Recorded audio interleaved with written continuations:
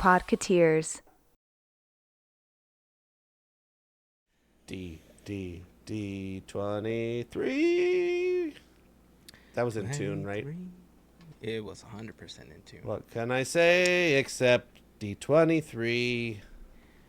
It happened a week ago. Yeah, it did. And I'm so tired from walking at D23. I want to go and sleep some more.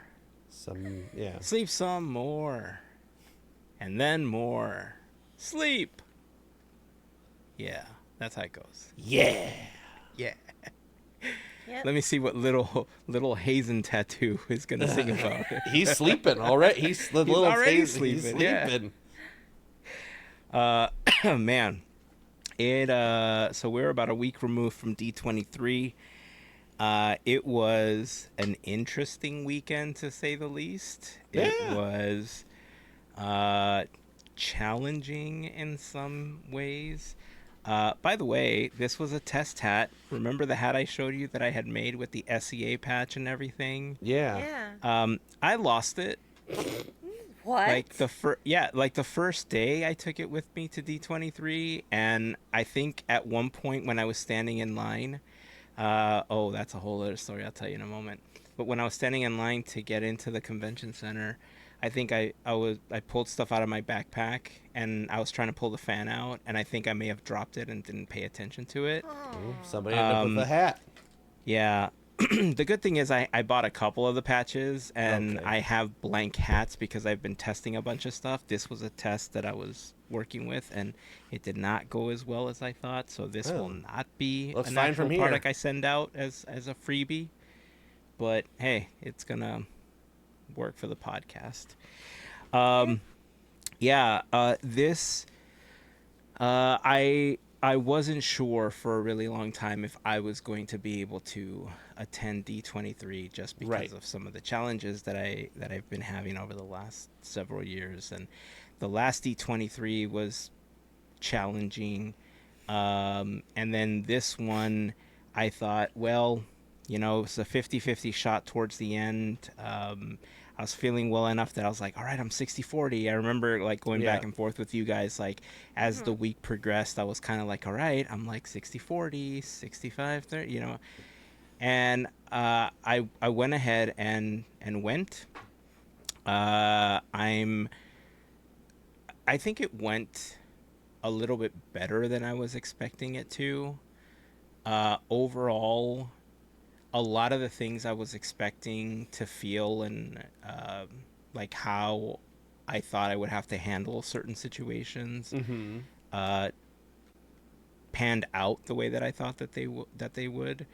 But there was a big difference. Like there was a lot of walking, there was a lot of standing, and ultimately I was able to kind of go all 3 days. I kind of went Friday and Saturday, and I wasn't planning on going on Sunday because the scheduling was really weird with the Legend ceremony. They plopped it like right in the middle of the day, which was just ridiculous.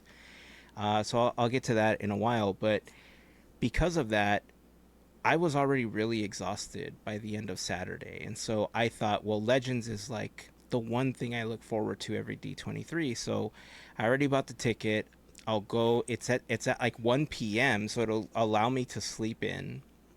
I'll go to the Honda Center, watch the ceremony, and then I'll just go home after that. Right? I'll just whatever.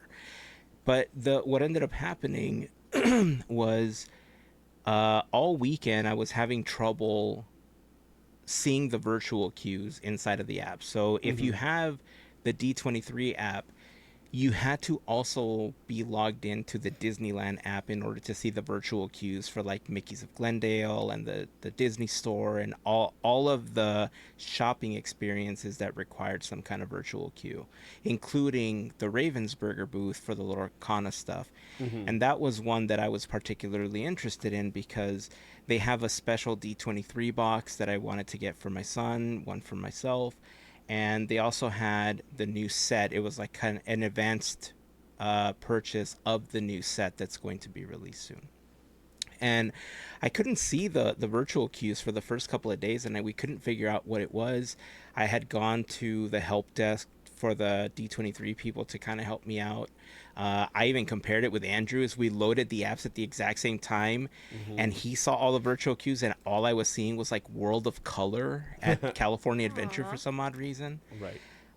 Ultimately, I figured it out. It was a network configuration that I had for secure applications on my phone, and when I removed the forwarding, it allowed me to finally see the virtual queues. So it was boxing me out essentially. So what ended up happening was on Sunday, after I had figured it out, I figured it out on Saturday, but it was too late to get any of the virtual queues. Like I couldn't, like everything was filled up already. So on Sunday, there was two opportunities every day, 6 a.m. and 1 p.m. to be part of a set of groups or one of the groups. And I tried to get up at 6 a.m. and it just didn't happen. Like my body was just not cooperating on Sunday morning to do that. So I woke up like, I don't know, like 11:30 on Sunday, and then I got ready to go to Legends. And I got there like 12:30ish. I was able to park, and I was able to go buy a couple of pins that I wanted. There was a special D23 with the Legends Award with like Tinkerbell and stuff. I was able to purchase that pin. And I found my seat, which was literally nosebleed. I'll put up a photo of it. It was the photo that I sent to both of you in our text chat. I was literally in the center, and I was looking at the Honda Center letters from like the very top row with the wall behind me, like very top of the Honda Center. And I was just sitting there, and I happened to launch the D23 app, and I realized what time it was, and I thought, oh, maybe I can get a virtual queue. So I kept refreshing it, and then it just sat there because the Wi-Fi inside the Honda Center is like horrific. And I don't like using public Wi-Fi, so I was like taking my chances. And eventually, like 1 o'clock rolls around, and it sat there, and it finally loaded, and it said join the queue for the Ravensburger booth. And I thought, all right, this is great. So I hit the join, and then it sat there, and then it just looked like it got stuck. And about a minute and a half, 2 minutes later, I was like, oh, this is not looking good. So I pulled down on my phone to refresh the screen again, and it said that I joined a group. And I was like, oh, that's great. Like maybe it just wasn't refreshing the screen. And then I got super worried because I thought the group was going to happen while I was at the Honda Center. And so I kind of started freaking out, and I was like, oh no. I was like one group 149, and they were serving like group 91 through 103 or something like that at the time. And I was like super worried. Throughout the entire Legend ceremony, I kept refreshing the screen, and it just kept climbing. And ultimately, I left. I got to the parking, and I thought, well, it's late enough that hopefully people are going to be gone. They'll let me park close to the front. Nope. I was in the itchy lot all the way in the back. Like, if you've ever had to park in the Toy Story lot, there's like an extension lot in the back. It used to be the Jessie lot. I don't know. Yeah, I was in the very last row in the corner of that. So being already tired, and then having to walk in when my number's getting called, I was like going back and forth with Andrew, because Andrew got me something that I'll show to you in a moment that I was like, I kind of lost it as like a little kid at Christmas. I had to meet up with Andrew anyway to pick up this stuff, but I wasn't expecting to park at the convention center. I was just gonna like drive up and like pick it up and then like take off if I didn't go in. But now that I was going in, I'm thinking like, all right, well, I'm gonna let him know that I'm coming in.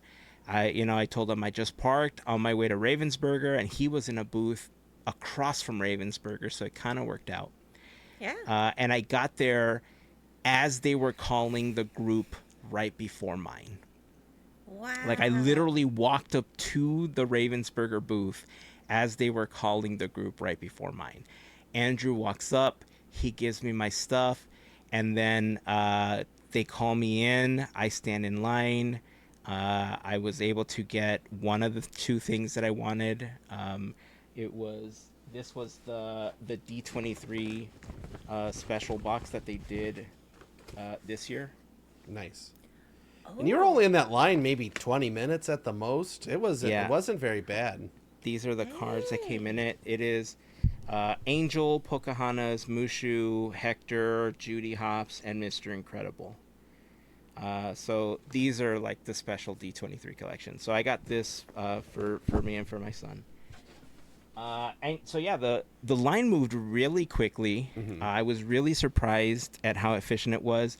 It was a little angering that that there was people in line ahead of me, behind me, and to the side of me that were actively on eBay talking to each other, saying like, okay, well, it looks like they still have this and this in stock. If we buy this many, we could still make this much off of them. Like literally, we are in line and they are discussing this. So I was already kind of angry about that, but I was too tired. So I was like, whatever, like, you know, as long as I can get something for my son, I'll be happy. And I did, and so I'm happy. And then after that, we went on the quest to find a hat for my other son that he wanted, an Imagineering hat. And then we left right after that. I was too tired. There was some booths that I didn't get a chance to hit up on Saturday and Sunday. Andrew did, so he could talk about those experiences in a moment. But I didn't get a chance to get it. But the thing that I wanted from Andrew was this thing. A Hatbox Ghost. Pop bucket. This, I think, is it on? Is it on? I don't know. That was off. It's so on. pretty. You should turn it on. I'm trying not to like. Yeah, there it goes. It is off. Oh, that's amazing. So yeah, I love this thing. I need to figure out how Make I'm sure going you to turn it off display because the light will just like stay on Actually, if you you're leave right. it open. Yeah. I noticed that because I was like, oh, I'm gonna put it. I have it on my shelf down there, and I was like, oh, I'll leave it open, but I had it on, and just the light was like on and like pulsing. I was like, that's creepy, but I can't just leave that on. Ooh. Yeah, I have to admit that I've purchased a lot of popcorn buckets and a lot of stuff from the park, and I have to tell you, this is probably now my favorite item from the park. There you go. I can't even tell you how happy I was when you handed this to me. I and damn near peed myself. Like I was have so you happy. know, I got them, and then the lady's like, if anything happens to them or something, whatever, just bring them up to me, and we can exchange or whatever if you still have the receipt. And I was like, okay, and so we take them, we go, and we're gonna go over to the bathroom, whatever. And my wife went in the bathroom, and I'm holding all the stuff, and I'm looking at them, and I click it, and I notice there's like this big scratch all like it's like across the front of them. I go, that's not very good. And so I bring it back and I go, hi. Like, she was the same person who was there. And I was like, you said I could bring these back. Like, is there anything wrong with it? Like, is this something I could bring it back for? And she's like, well, all of them are going to have scratches, but I'll see if I can, like, find one that's, like, a little less scratched up. And so she's like, this one. And I was like, okay. She's like, oh, no, wait. I got this one instead. And so the one I had already was fine. And then I got one that was less scratched up. I guess they don't put plastic protector. You know how, like, plexiglass usually has, like, protector sticker on it? That little film. They're just in a box. The ASMR film. They're just in a box loose. That's so just crazy. Banging up against each other. That is craziness. But yeah, I mean, when I saw it and I played with it, like on my way home, I had it like sitting next to me and I just kept like flipping the button so that it kept revealing itself. It was great. And pro tip, if you want to get these and you don't want popcorn, I ended up getting popcorn because if you go to Harbor Galley, they come with the cookies. And then if you go to the Country Bear Barbecue Jamboree, it comes with, I think, there's like, what are they? Not French fries. They're funnel cake fries. Oh, nice. So you can have a couple different options with your popcorn bucket. I like it. So I know I'm going backwards here. That was basically Sunday. That was Sunday. And then, so Friday, I I knew that I didn't want to get there early Uh-huh. because I didn't want to have to stand in line. Like Right. it was too hot. I didn't want to have to deal with it. Um, and I mentioned earlier that I was I think I feel better than I was expecting because I knew Mm-hmm. there was going to be a lot of walking. I knew there was going to be a lot of standing. And I thought to myself, well, I mean, this was a good step in finally being able to return to the park, with the exception of all of the standing and walking was inside of an air conditioned building. Sure. Yeah. And walking in the park in the heat and the humidity is completely different. Oh, just So, go in November, December. It'll be fine. see, global warming says different. February, But we'll figure it out at some March. point. Yeah, March, right? March maybe. October might be a good time. I don't know. We'll figure it out. But yeah, on Friday when I showed up, I knew I wasn't going to be there to stand. I had nothing to do early on because the panels that they gave me were later in the morning. Right. And I only got stuff on Friday, didn't get anything for Saturday, had nothing for Sunday unless I stood in line for something. So I figured, all right, well, then I'll avoid the crowds. I'll get there around 11 o'clock when most of the people are already inside of the convention center. I'll avoid the huge lines. And it did not work out that way. On Oh. Friday, I showed up. And if you're familiar with where the Toy Story parking lot is and the like huge street that leads down to the convention center, which I think is technically the back of the convention center where the big fountain and stuff are, in between like the Marriott and everything, That's the because fun. I think the harbor side is technically the front of it. I don't know. The point is that there's that big street convention way, right? Right. And I want to quickly share the screen here because I have a Google map of it Okay. available. But over here is where the parking lot is, right? Toy Story parking lot. Yeah. Yeah, Toy Story parking lot is like you come in through here and then you park, and then by the way, back here, this little corner is where I was parked when I Okay. showed up on Sunday. So all of this is what I had to walk over here. Anyway, so you park in here and then you cross the street and then you have to walk all the way down this street to get to the front of the convention center to get in. All of this is basically kind of the entrance where they have all of the food, all of the food trucks, the person painting the big mural, The big and sign. then and then right here at the front, right after this little round Roundabout. portion, is where they had like all the metal detectors and everything to get inside. Mm-hmm.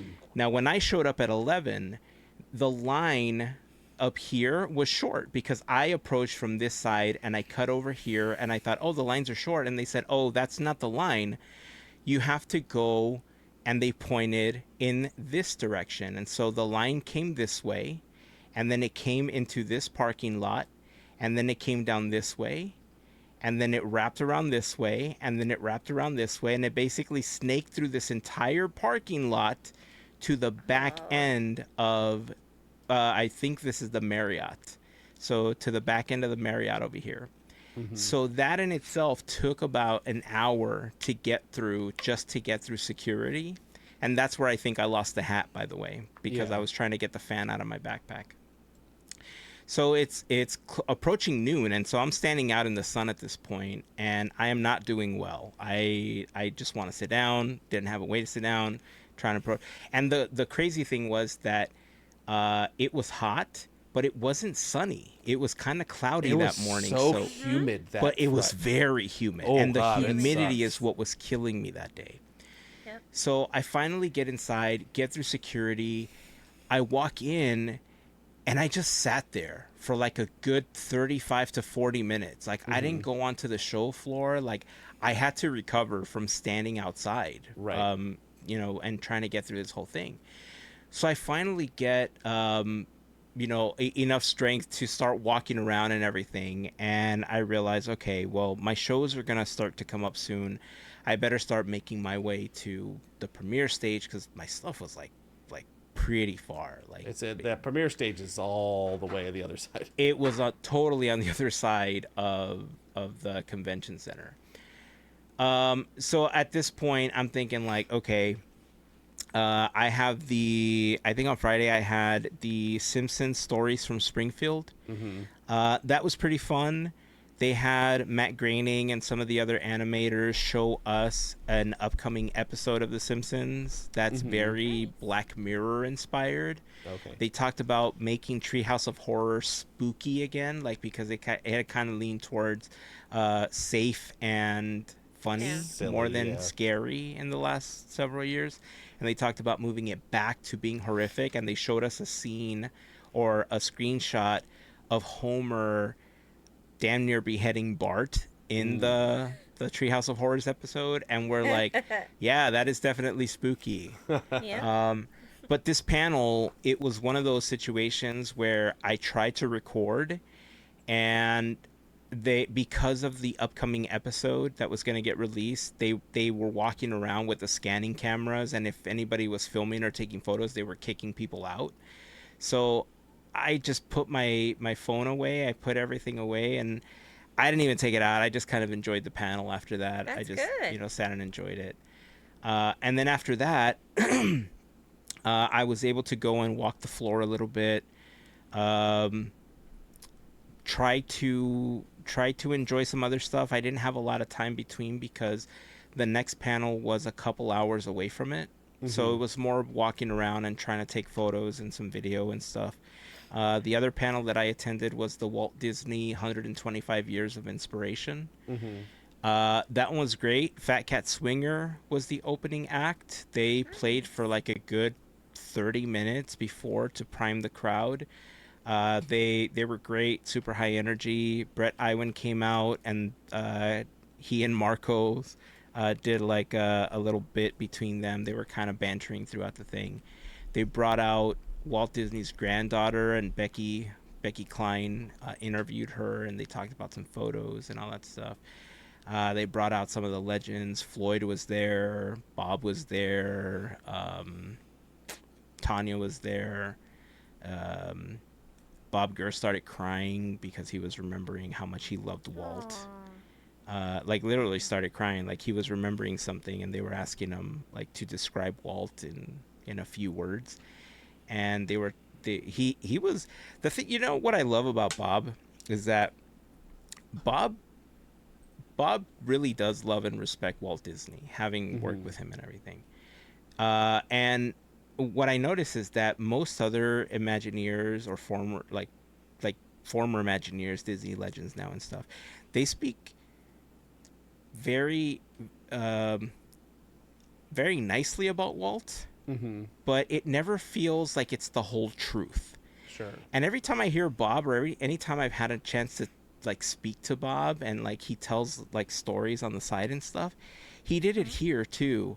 And I think it's part of why I like Bob so much is that he's like, listen, Walt was no angel. I'm paraphrasing, but he's like, Right. he was like stern, and he was like, he was not your buddy. He was like this, and he was like a boss, but he respected you. And like, he told it like, he always tells it how it is, but he always like, he never sugarcoats it basically. Right.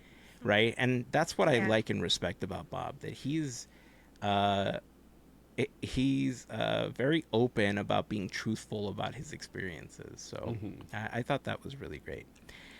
And after that, it was essentially time to prepare to go to the Disney Showcase on over at the Honda Center. That was a whole other experience on its own. Andrew, what was your Friday like? Friday was interesting to say the least. I'll say crowd management wise. Um, I was talking to a lot of people, in lines and things like that throughout the weekend, and it does seem, I say this every expo, it seems like Disney forgets how to do the expo every year. They like, remember we did that one? They go, nah, I don't know, we'll figure it out. And every time it goes bad. Like every time. I don't know what's going on. So Friday, we get there at 7:15, 7:30, something like that. There's not really a big wait to get in. Well, no, there's not a big wait for security to get in. Um, but we're there, and they're like, "Oh, go all the way down. There's this big line here. Go all the way down to the." We entered on the harbor side, whatever the side that backs up to California Adventure. Yeah, that's the harbor side. The harbor side, and that's where like that newish building is for the convention center. Has parking, and then that's where the premiere stage is on the upper floor. And on the lower floor is where the past year or two, expo or two, they've been holding people downstairs. Like that's the like where you wait to get in. Prior to that, they did it in like the like weird basement below like Hall D or whatever. Right, because right above that is where they used to have the legend ceremony, exactly, and they had the big hall stuff there. Right. Yeah. So what they told us to do, we came on the harbor side. They go all the way to the other side, because that's where you get in line for to wait. And like, okay, so we walk all the way over there, and we get in line, and then we ask them like, "Are you guys in line just to get in?" They're like, "No, we're in line for reservations. Like if you have a store reservation, like they had a separate line for, it's like if you have this store and you have groups 1 through 4, if you this store groups 1 through 2, you can get in this specific line over here, so you can go straight to the store." Oh, interesting. So we're like, "Where are we supposed to go?" They're like, "All the way back where you just started." So we walk all the way back to where we just started, and go inside. So that was 15 minutes or whatever.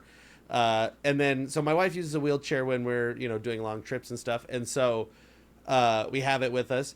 And, so they make us, we get in an elevator and go downstairs and wait in line. So we're waiting in line, whatever. And then 9:00 comes when it starts. And like right on the nose, 9:00, they start moving people out of the room. Which was their first mistake.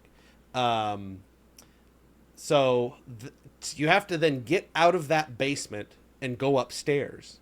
And there's escalators on one side that go up. And then there's elevators. There's an elevator on one side. So they're 9:00 rows, they pull the first line. And it's going it gets to be 9:45. And we're maybe, I'll say, 30 rows from the front. They're on, at 9:45, they're on about row 25. So there's like 4 or 5 rows in front of us. And they call the next row starts going, and a couple of people from the back start kind of filtering, and more people back. And the cast members start yelling, "Stay in your line, stay in your line, stay in your line." And more people come. It turns into like literally like a stampede almost. Like this whole giant room just moves like floodwaters. It's just, we have to move or we're going to get like pushed over.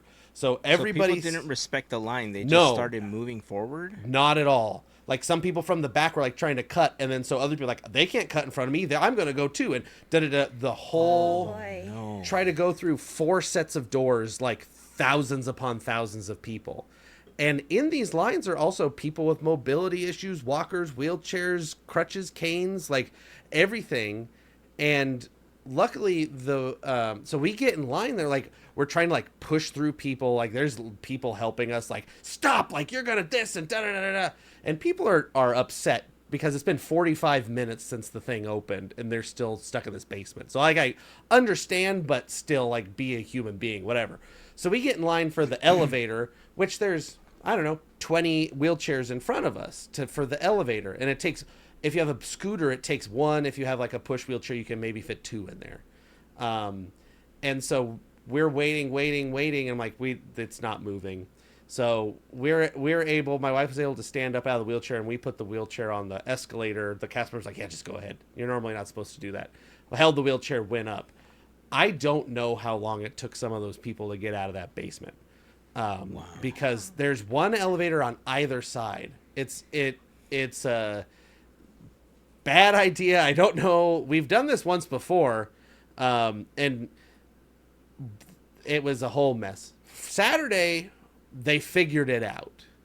I guess I could just jump to Saturday on the what they had changed was they had all the wheelchair folks line up upstairs. Hey, you don't have to go down the elevator, then come back up the elevator. Smart. They're like, Smart, wait for yeah. your party to, once you see your party or whatever, you can go.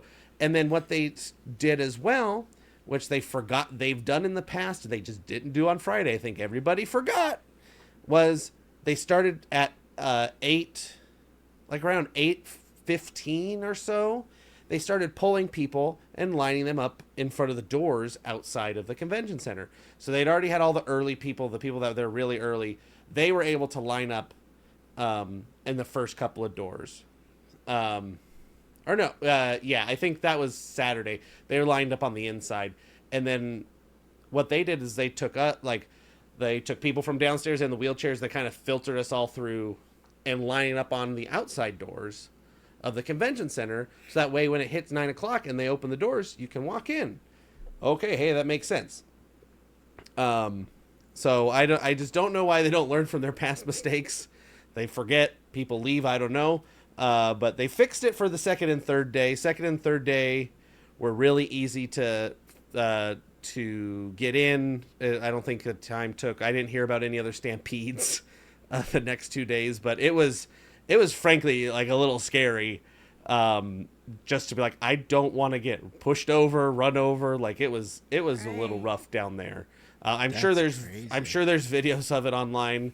The cast member was like, trying to keep the line, and it just kind of pushed through him. And so he's like yelling at all his other cast members, like, get out of there, get out of there, get out of there. They had to just pull off to the side, because if not, they would have gotten run over. So that was not the best start to the expo that it could have been. But other than that, what else did we do on Friday? Oh, because it took so long for us to get out of there, we didn't have anything in the morning. So we're like, oh, let's go try and see if we can wait standby for the Beauty and the Beast panel. It was like the first thing in the morning in the premiere stage. It was like at 10 o'clock. Or 11, whatever it was. So we just, I think we went to the show floor. We did the volunteer booth. My wife loves to do that every year. We do it every day. We do the Disney volunteer booth. We did that, headed up to the premiere stage, and waited in line. We were there probably, an hour and a half early at least, if not 2 hours early. We're just like, we really wanted to do this one. This would be great to do. So we waited in line. We got a good seat. We were right in the middle on the aisle. There was plenty of seats in there. That premiere stage, the way they have it configured is very large. Yeah. So you can fit a lot of folks in there. The panel itself, the celebrating something, blah blah, whatever it's called, Beauty and the Beast, Tale as Old as Time. That was great. It was hosted by Don Hahn. He's always there doing something.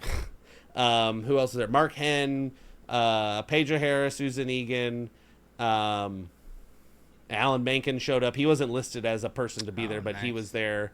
And then later, the person that is playing Belle currently on the tour of Beauty and the Beast came out as well. And so they're talking about, they're talking about the history of how this came to be and how they found Paige and and then how the Broadway show happened. And there was, I saw some headlines that were like, Alan Menken breaks into tears over and like, you can tell he really has like a reverence for his friend, for Howard Ashman.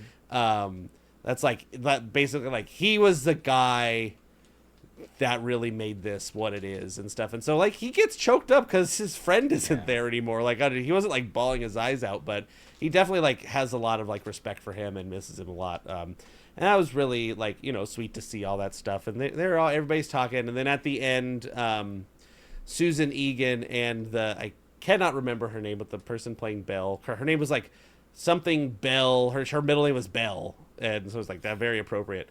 And they sang Beauty and the Beast together. That's the way it ended it. I have it on my phone. I guess I could have preloaded it, but whatever. They sang it. It's pretty cool. And then like the costume from the characters from the park, Belle and Beast, came out at the end, and they're like, take pictures. Aww, that's But that was cool. fun. That was definitely worth the price of admission there. I think it was a really successful panel for sure, because we didn't get to do too many panels because we didn't. The one that we had for that night was the Seth MacFarlane History of Muppet Music. And yeah. I decided not to go to it because my wife pointed out to me that it said on there, no Muppets will appear. And I go, that's kind of what I wanted to see, was some Muppets appear. So, so we didn't go. I'm scrolling through my pictures here to see if I can jog my memory of Friday.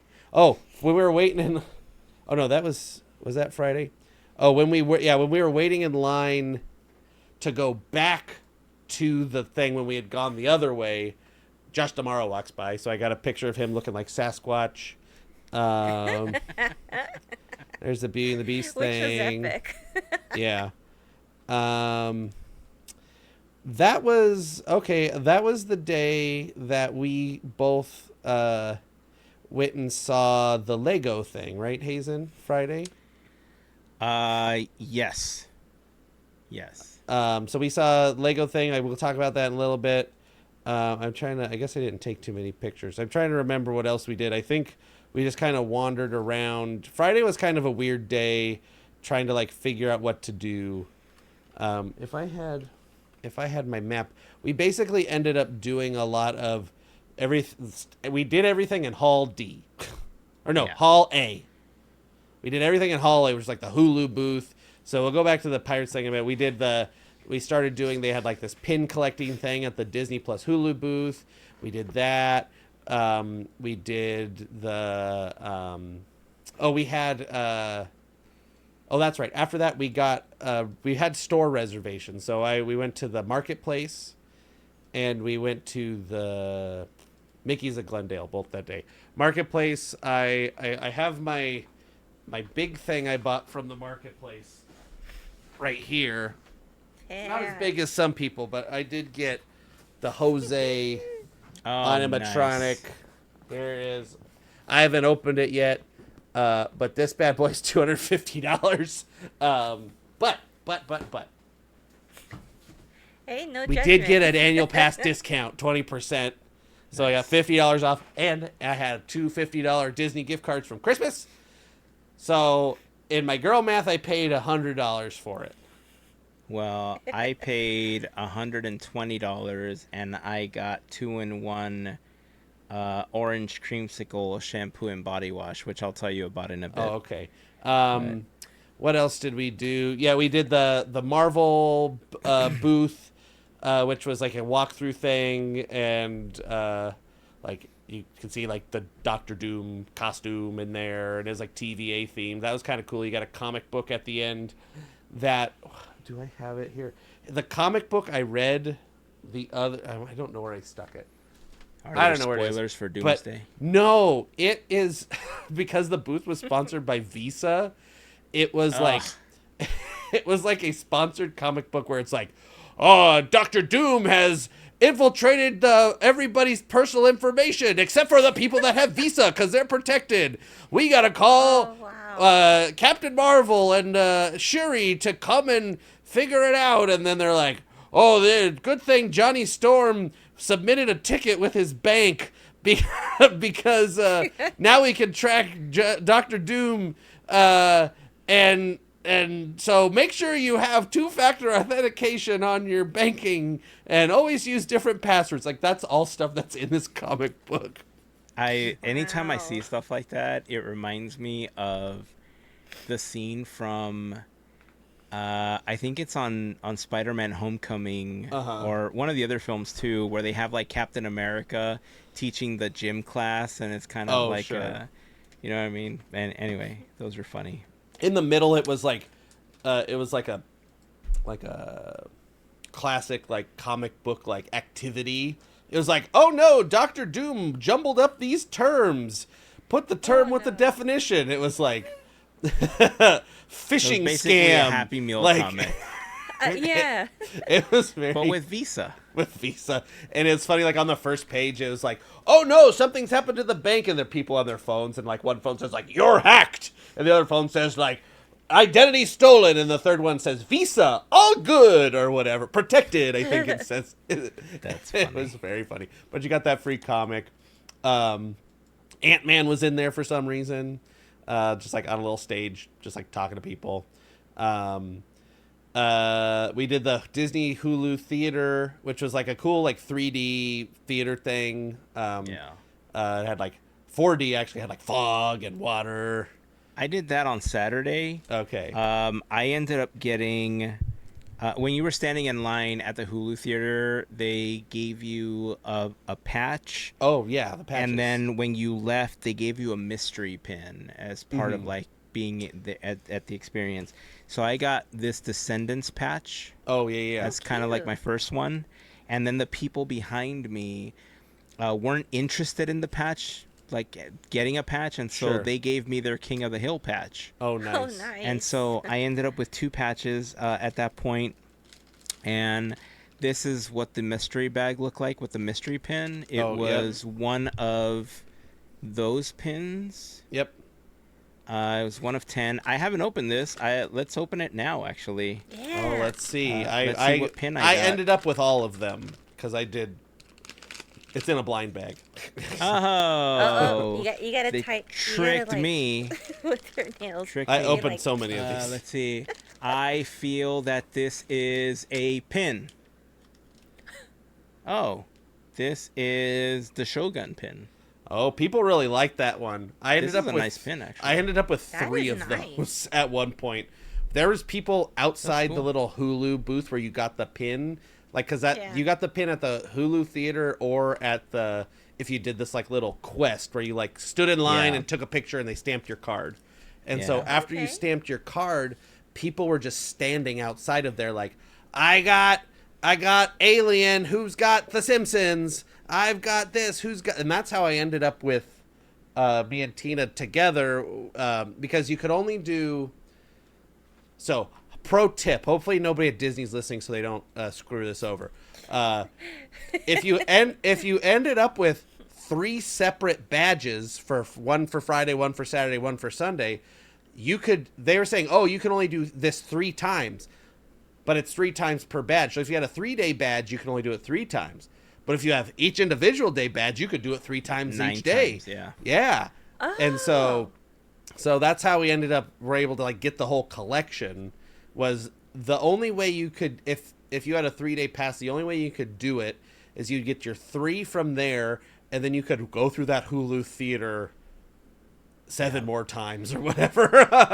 And it didn't take long. Like there were, at least on Saturday, it probably took us like 15 minutes to get inside to do the whole thing. Oh yeah, at the end it took us no time at all. Yeah, the kids were the ones that wanted to do it because they saw that they were giving out the free pins. Oh yeah, yeah. And the person that was managing the line was the one that told us that we could do it a couple more times to get Right. more pins or more patches if we wanted to Right. collect them. But by that point, the kids just wanted to go out and do something else, so we were Right. walking around trying to find other things to do. I should have done the theater one more time because we got 4 of the 6 patches. Interesting. Yeah, Yeah. because we went to The patches were fun. They Yeah, had we- Grey's Anatomy and Abbott Elementary and stuff like that. Yeah, I missed that. We didn't get the Abbott one, and we didn't get the. I don't remember what the other one was. We ended up with King of the Hill, Grey's Anatomy, Descendants, and The know. murders in the building Oh, one that's was the the one other that one we people didn't kept get. saying was the hardest one to get. I didn't get that one, so I got whatever Yeah. the last one was on there. Yeah. But a the thing I last didn't even talk about was me and my wife went to D23 day at Disneyland, on Thursday, and so we got there. We drove down that morning, so we got there too late to get the map or the ears or whatever, which was fine. But we did some stuff in the park, and then there had this donut truck over there, and the donut truck was giving out the patches and a free donut, and you also got a patch, and so that's where we got our first 2 patches. The line for the donut, my lord. I think normally wasn't taking that long, but when we got there, waited like 20 minutes in line. It was bifurcated, so there's like a big section and then up to the truck, so it crossed over the pathway. So we got up to the front of the section before you got over by the truck, and then a D23 photographer showed up, and he's trying to get pictures of all these donuts, right? And I kid you not, 30 minutes, this man is holding up the line, taking pictures of a donut. He's like having this lady come out and like hold it in the light, and he's the pedals in your hand and click, click, click, and da da da, and click, click, click, and and then I think at the same time they were trying to like replenish their donut thing. So I think he was using some of the time like that they had to pause because they had to like put more donuts in boxes. But yeah, it took forever. Then we finally got to once they got more donuts or whatever. We got back in line and we got the donuts, and they were fine. They tasted like they were, maybe like this big. They're very cakey. They tasted like the Hostess mini donuts that you get. Oh, okay. But I mean, which was fine. But Yeah. I got the it's called dreamy swirl thing, and it was supposed to be Mickey shaped, and the picture of it looks all nice and fancy, and mine looked like a gray blob with 4 sprinkles on it. And Tina got the Bob's Burgers one, which was supposed to look like a hamburger bun, but because it's a donut, it looks like a sesame seed bagel. They both just tasted like donut. But then we both got patches, and they gave us the same patch, and somebody's like, "Oh my god, can we trade you?" Because we both got 2 Grey's Anatomy, and she had King of the Hill, so I traded with her. Like, whatever. I don't. Was it the same Hulu ones? Yeah, they're the same ones. So you could, Oh, okay. to get the patches, you could also go over to downtown Disney and just wait in this line while supplies last and get the patches and the donut. Yeah, And they it's had too that much. all That's 3 too days far. of the expo plus Thursday. I think that's the only D23 day. Oh, we did also get to see the big balloon was there from the Macy's 100th Thanksgiving Day parade. They made a new Sorcerer Mickey balloon, and it was... Oh, your favorite. Yeah, my favorite guy, Sorcerer Mickey. And the big balloon was over there. That's kind of cool, though. Yeah, it was cool to see. It was right near the thing. We walked by, click, click, click, and then we walked back to the I park. did see pictures of that, so that was pretty crazy. It's big. I didn't see that. That's cool. And then I think we kind of just wandered through. I'm looking at all my pictures. We did a bunch of the photo spots. We did the Visa booth. We bought a bunch of stuff at the Hulu store. Well, no, Tina bought a bunch of stuff at the Hulu store. And yeah, that was pretty much, it was a big shopping day because we also did Mickey's at Glendale. I got, I think, 2 shirts in there. I got Heyzen some hats. I got some Muppet. They had Muppet stuff. I can complain about that stuff later. But yeah, but we also, Heyzen and I met up and we got to see the Pirates of the Caribbean Lego thing in person Yeah. on Friday. So before I jump to that, Sure. I had to look her up because I was sorry, but I don't want to cut you off, Mel, but I had to look her up. It's Kyra Bell Johnson who's playing Belle. Yes. Ah. That's it. That's her name. Yeah. Sorry. That's I okay. had to No, close no that worries. loop in my head. What were you gonna say, Mel? Oh no, that I was kind of jealous that you guys got to see this in person, considering how much we love the Legos, the setups and whatnot. Oh, listen, when we first saw these, so we've highlighted this project a couple of times on the podcast because they've set this up at other conventions and stuff. And so it's 2 brothers that have put this all together. Their names are River and Caden. And one of them was responsible for actually building the model, and the other one was responsible for adding a bunch of servos and All the a bunch automation of, and lighting and yeah, all sorts of the I think music, the water. lighting, fog. Yeah, it's crazy. What we've seen on video Uh-huh. is nothing like seeing this thing in person. Yeah. I It bet. blew us away. And so what was interesting about that day is I figured that because I was going to be at D23, I was going to do my best to play the podcaster part. Mm-hmm. And one of the things I always loved doing in the past was interviewing people and getting like segments for the podcast and everything. And Yeah. so when the three of us went to go look at this Lego model, Andrew, was able to hold the camera, and I was able to interview both of the brothers. And we I was were like, able to Heyzen, ask they're them over there. questions We should about- talk to them. Come on, Yeah. Heyzen. Come on. And honestly, I wasn't sure if I wanted to do it because I took I had like a little like Bluetooth microphone, and I had a little camera and everything with us to record the stuff in case I did it. Mm-hmm. But in my head, I wasn't fully convinced that I wanted to do it because I didn't like it was still Friday, right? Like Right. I didn't want to Yeah. deplete my social battery and then be like, well, I'm not going to enjoy Saturday and Sunday, Right. especially considering that Sunday I was going to be there like with the kids. And I wanted to be able to enjoy Saturday with them. So I wanted to reserve as much of my energy for Saturday. And both of them were so nice. They were, they were so gracious to give us some of their time and walk us through the model, telling us how it started, how they put it together, how they break it down. Like I have what did we film, Andrew? Like 10 or 15 minutes worth of content with them? Maybe even more. It was yeah, at least. Yeah, it was a good amount of time. So we'll have that in an upcoming episode because I haven't had a chance to go back and edit that. But we're so thankful that we had a chance to talk to them.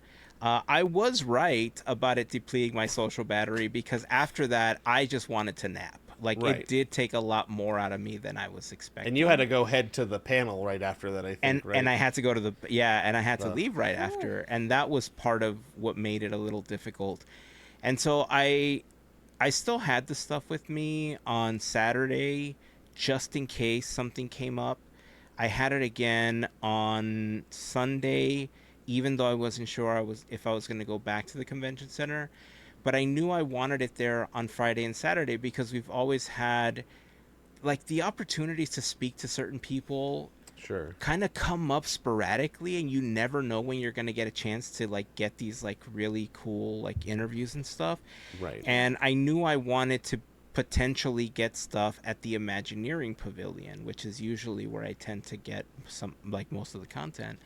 I didn't, outside of like recording a thing about the hotels and how they themed them in the Imagineering Pavilion, and then just taking some photos and video of the models and everything that they had there, which we can show in an like next episode. But yeah, so the model super amazing. We'll have that interview, we'll have that segment next time.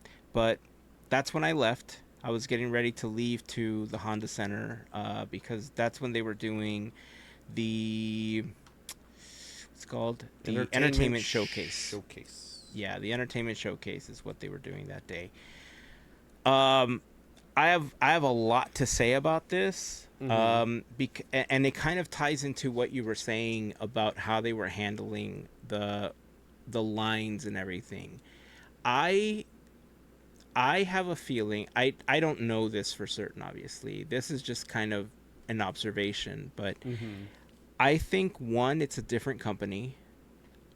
Two, I also think that the people aren't trained 100% on how to deal with this, because there were many instances where, like, at the convention center, I was asking people with badges that said D23 staff or something on how to do certain things. Some of the security guards, some of the people that looked like they were running the convention, that had the staff for the convention center, like shirts on and stuff, none of them knew how to answer my questions. Like, I probably ran into a situation where 8 to 10 times I had to ask somebody like a question to clarify where I was going or where something was. Not one time did I get an answer from those people. So that was kind of disappointing. At the Honda Center, it was the Honda Center staff that was running stuff. It didn't look like it was the D23 or Disney people. Like, there were some of them, like, occasionally around that were just kind of leading because you saw the name, the cast member name tags. Right. But for the most part, it was the security and the staff of the Honda Center that was running like all of that stuff. What they didn't mention, which I would have greatly appreciated, is that the Honda Center is undergoing maintenance right now. So a lot of it is under construction. Wow. And so half of it you can't get to, half of it, or a large portion of it, was also blocked off for backstage, for, you know, where all the people were being like met. So maneuvering through the Honda Center, getting in and out of the parking lots and all that stuff was way more challenging than it should have been. The line, like, instead of having multiple doors to get out of, it was a single door that led to like the back of the Honda Center, where they had all of the shuttles that were taking people to the convention center and back, and to the parking structures where if you drove you could park. Which, by the way, the parking at the Toy Story lot, it was $40. $40 for parking. All the other times that I've gone to D23, I've had a pass. I have taken that for granted. Never again. $40, y'all. It was crazy. All right. Anyway, back to the Honda Center. So it was really difficult to maneuver through the crowds to get to, in and out. We'll quickly run down the things that they talked about in the panel, but there's one that I want to bring up in particular, which we can jump back to in a moment. But during one of the presentations, Jon Favreau came out to talk about one of his projects, which involves Oswald. And as part of that presentation, he said, "Oh yeah, we got together with this company that does these VR experiences and stuff. When you scan them with your phone, it does this like animated card and blah blah blah." And they had these cards to give out to people. Getting these cards, I can't curse. I shouldn't say this that. Was at the end, right? As people This was left. at the end. Yeah. This was what people like to call a cluster and a half, if you will, as far as passing them out, because they didn't make it so that as people were leaving, they were handing them as people were walking out the door. You walked out the door, and then you had to hunt down somebody that had a box with them, and then you were kind of reaching over people trying to get the cards. And at one point, it was such madness to get to the people that had the cards that most people were just shouting out, 5 please, 4 please, 3 please, and they were just handing them to them. Right. Like whether or not they had or That needed 3 or 4, they were just handing it to them, and it was absolute craziness. At the same time, there were people there from the Happy Coffee Company trying to pass out these Dr. Doom D23 limited edition iced coffee cans. I tried it. It's okay. It's coffee. I got it for free. Happy, by the way, is the same company that teamed up with Tom Holland to do the Bureau and Happy coffee beer thing that they did. So trying to get both of those, like the coffee was a little bit harder for them to give away. Like people weren't taking it. They didn't want a big heavy thing. No, I mean it's a small can, but it weighs significantly to the point where as I was walking, like one of the people that was passing them out, they said, "Do you want a coffee? Take 2, take 3. I don't care. Take as many as you want. I just got to get rid of them." Give me that box. And so I ended up with like 3 of them. I have like 2 behind me, and then I have like this one. I technically had 4. I did try 1. Okay. And it was whatever. It was okay, but so I think the staff, and it felt like there was some friction between Disney and the Honda Center, and potentially the people at the convention center and Disney, because there wasn't any communication.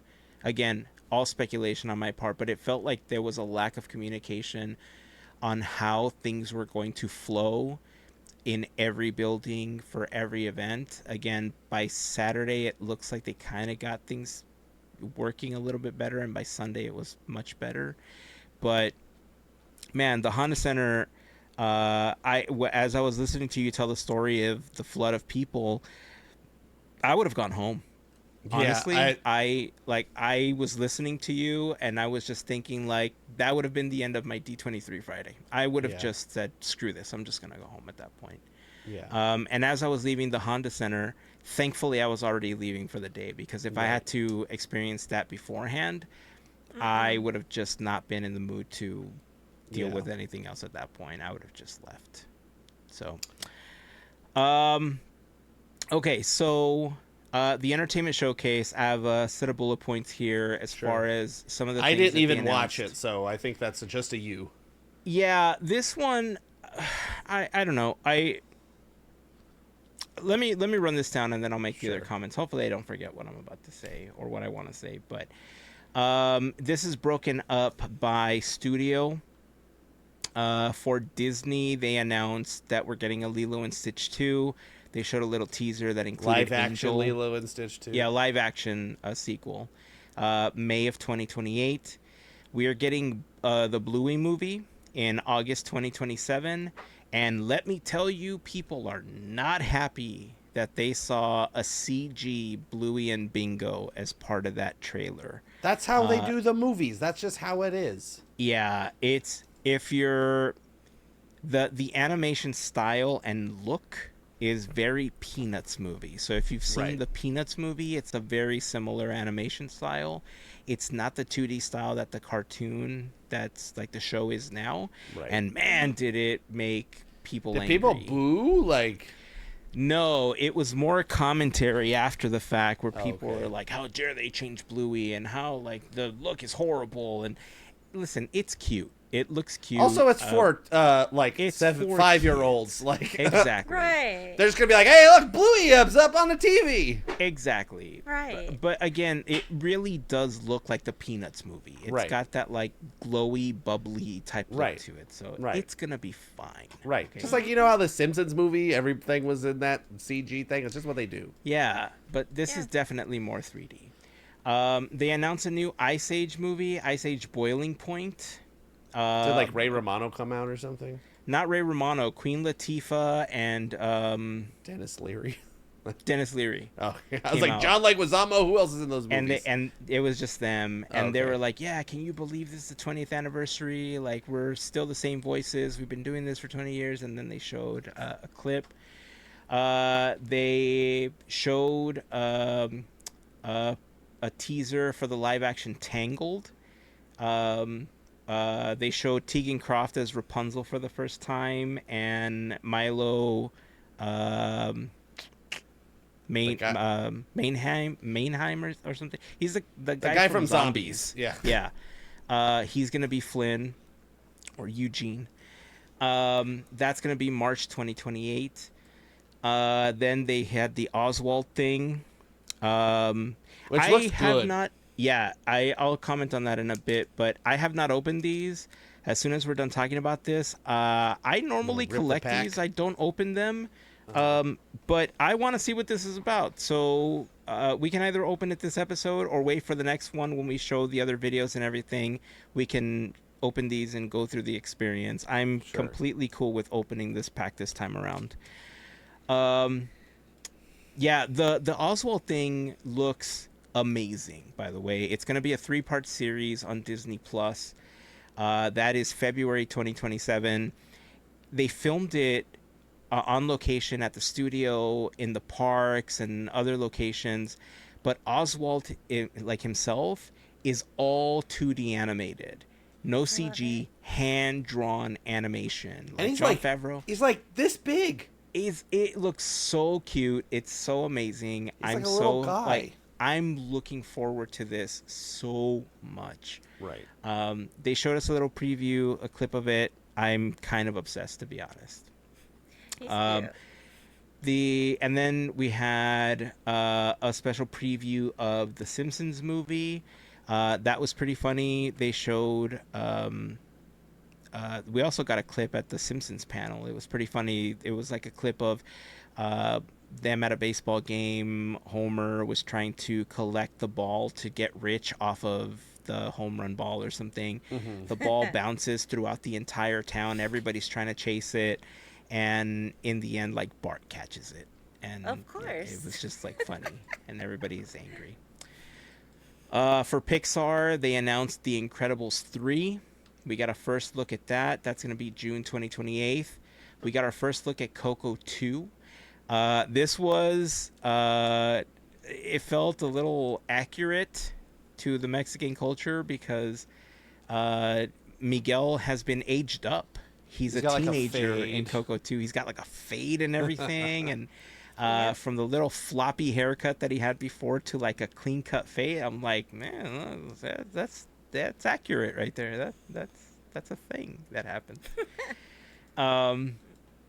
They had talked about, they had what's his name, the voice of Ernesto de la Cruz. Benjamin Bratt. Yes, they had been him come out to announce that, oh, we're getting the Coco attraction and we're getting Coco 2, but we know that you love Coco and we want you to experience Coco even more. And at that point, they cut to a scene on the screen where they have some people walking around and the Heartless come up from the ground. And they cut to Miguel and Sora in the land of the dead, and it's a Kingdom Hearts trailer, and the entire Honda Center loses their Stuff. Ever-loving their mind. stuff, ever-loving minds. Yes, everybody was so excited. This probably got the biggest pop of the night as far as like all of the announcements. Yeah. Like they showed like, yes, Coco's coming to Kingdom Hearts 4, and everybody lost it. Was this where they also announced that like you could play as Mickey Mouse or whatever? Because I know that was like some Kingdom Hearts yeah, thing. it was They're part of the like, clip. They also, showed a you part can of the play clip. as Mickey Mouse, and I heard that was a big deal. I don't know. Apparently, it's a big deal. For this one, yeah. Yeah, but people lost their... I never mind for played this Kingdom Hearts, so I don't know if it's a big deal or not. The other two things they announced for Pixar was an original Pixar film named Ghost Market. Yeah, It's that about... looks good. It looks so funny and so good. It's this little kid that gets sent to Hawaii with family, and he happens to come upon this like market where he goes in, tries to get some food, and it's haunted. And he's like Yeah. a vlogger with his phone. He's kind of Yeah. posting to social media. Very accurate to the times, but it looks so charming and funny and fun altogether. I'm actually really looking forward to Ghost Market. Yeah. So that's March 2028. And then they showed a clip for Gato, but which they call Gatto. Gato. It's about a cat named Nero in Venice. Pete that Docter makes was out there. sense. He's like, cats hate water, and now they're in Venice where there's nothing but water. And I was like, all right, whatever. And then they showed a clip from Bug's Life 2, right? No. No, not Bug's Life 2? They didn't no. announce that? Oh. No. That must have just been in my... That's for next D23. Gatto comes to screens March 2027. 20th Century Fox, in a sequel nobody asked for, but apparently we are getting, Romy and Michelle 2. Wow. A sequel to the 1997 movie. Is like Lisa Kudrow in that movie? Lisa or... Kudrow and Mira Sorvino. And they were there, right? They were both there in character announcing that we're getting a part 2. I liked the first film. I thought it was fine how it ended. It's going to be interesting to see how they adapt it, especially this 30 years far later. apart from the last one. How much of the elements of life today are going to be incorporated, and I have no doubt that it's going to be funny, but it was interesting to see that we're getting a Romy and Michelle 2. Marvel, they announced Vision Quest. They showed a little bit more about that. They announced James Spader is coming back as Ultron. Looks Of good. course, Paul Bettany is Vision. That is in a couple of months. October 2026 is when it premieres on Disney+. That looks really good, It's actually. gonna be like a bunch of robot people, like robots. Yeah, it's like robot. I'm so Robots. psyched about this. It's the end of the trilogy that started with WandaVision, and then we got Agatha all along. This wraps up that trilogy of shows. We got more footage from Avengers Doomsday. We got a look at X-Men. Spoiler alert, if you haven't watched it, there is a huge spoiler that's coming as part of this because it reveals something that happens in the new Spider-Man film. This is your warning. Spoiler alert is up. But in the new Spider-Man film, Sadie Sink, known for her role as Max in Stranger Things, is playing Jean Grey. She is kind of the big bad in the new Spider-Man film. And she's going to be helping anchor the new X-Men film that was announced for May of 2028. Including the cast also was Kit Connor, Christopher Abbott, Samara Weaving. Indy Navarrete was announced as Storm, I believe. And again, people... Rogue. Or Rogue. I'm sorry. Rogue. She's going to be Rogue. And people, again, collectively lost it. Probably on par with the Kingdom Hearts, like, just burst of energy that happened when they announced her. Indy Navarrete, so talented. I'm curious to see how this role goes for her. I'm pretty sure she's going to knock it out of the park. But Maya Boyd was announced as well.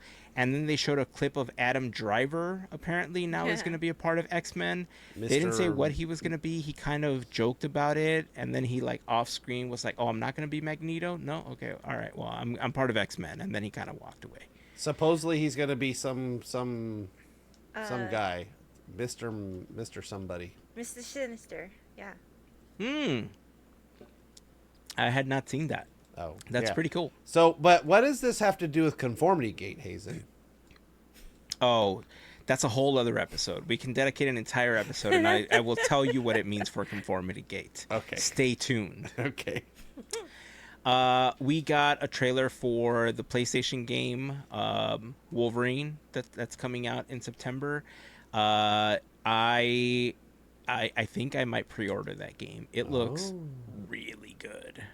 As far as the action is concerned, It kind of looks like Grand Theft Auto Wolverine. Kinda. I saw it. I mean, it looks really good. So I might actually get this game. For Star Wars, we got a look at Ahsoka Season 2. It was just a teaser that's coming in January 2027. And then we got our first look at Ryan Baby Goose as a character in a new film, Star Wars Starfighter. That's going to be a new theatrical release. Sean Levy's directing. That is, I think, also supposed to coincide with the fact that because it's the 50th anniversary of Star Wars, they're going to be re-releasing the original films in the theaters. And I think Starfighter releases on the day that the first Star Wars film released 50 years ago or something like that. Gotcha. So it's like a big deal. Is this the one where he came out and, like, they gave him the jacket? They gave him the jacket, Yes, yeah. I want that It's jacket. the Rebel Alliance logo, but with a skull. It's like it's Yeah. flipped upside down and it looks like a skull. It's kind of like the Punisher skull, but Right. with the Rebel Alliance logo. Because what was he? Wasn't he, like, wearing, like, some other, like... The Mickey Mouse Club. Right, yeah, he had the Mickey Mouse Club jacket on. He had his Ryan Mickey Mouse Club. That's funny. Yeah, that's pretty funny. So then for Disney Animation, we got an early look at Zootopia 3. Boring. Sorry. There's a new original animated film coming from Disney Animation called Clay.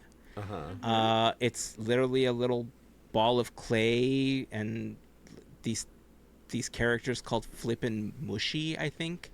They look kind of cute, actually. They're little balls of clay, but they look kind of adorable. Clay is flippin' mushy. Yeah. So that's coming in 2028. We got another look at Hexed, which is a few months away from now. We got new footage to tease Frozen 3. And we got Idina Menzel, Kristen Bell, and Josh Gad came out, and they did a little thing for that. They did? Yeah, their mics weren't working. Like, they were having technical issues, and they Aw. played it off as it was like a bit the whole time. Oh. It was kind of cool. They recovered Yeah. quite nicely. For television, we got a teaser for Percy Jackson and the Olympian season 3. This was part of the Kingdom Hearts thing as well. That's been greenlit. They showed a little bit of that. Percy Jackson's going to be in the Kingdom Hearts? No, it's two different things. Oh, I see. Jon Favreau talked about a National Geographic thing that he's been doing called Lion, which follows a cub named Keo over 4 years. It's literally live action Lion King, like for real, for real. But they showed us a clip, and it looks kind of good, actually. Yeah. So excited about that. And then Jonas Brothers are returning for Camp Rock 3. And then they had a performance with like some of the cast of Camp Rock 3. Man, they must be the counselors now or something. I think they come back and they're like promoting a tour that they're going to do with it. They're like reviving I don't know. We'll see. Do they play the Jonas Brothers in it? They're not the Jonas Brothers. They have a different name in the movie. I'm trying to remember what their group, like what the brothers are called The in it. Joseph but it's Brothers. basically like the equivalent of in that universe. I see. They had teased it at the last D23, and then they had a performance for The Greatest Showman. The Disney theatrical group is now going to be touring London's West End for The Greatest Showman. There's going to be an actual stage show and all that. We had some Disney Formula One stuff, which was boring. Whatever. Oh, sorry. They talked a little bit about the Mundo Pixar thing. Mm-hmm. That was it. That was pretty much everything that they announced. I think that's the day that Sheryl Crow performed. Nope. No, that was the the next day. No. Yeah, that was the Yes. next day. That was I watched that one. We did. There's so much to say for that one too.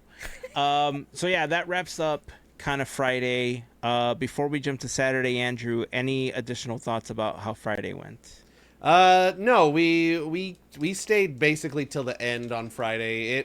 It definitely clears out when those were going on the evening panels over at the Honda Center. Like even with the 4 p.m. pass, like it was a significant drop off towards the end of the when he got to 7, 8 o'clock or 6, between 6 and 8, like it was very light in attendance.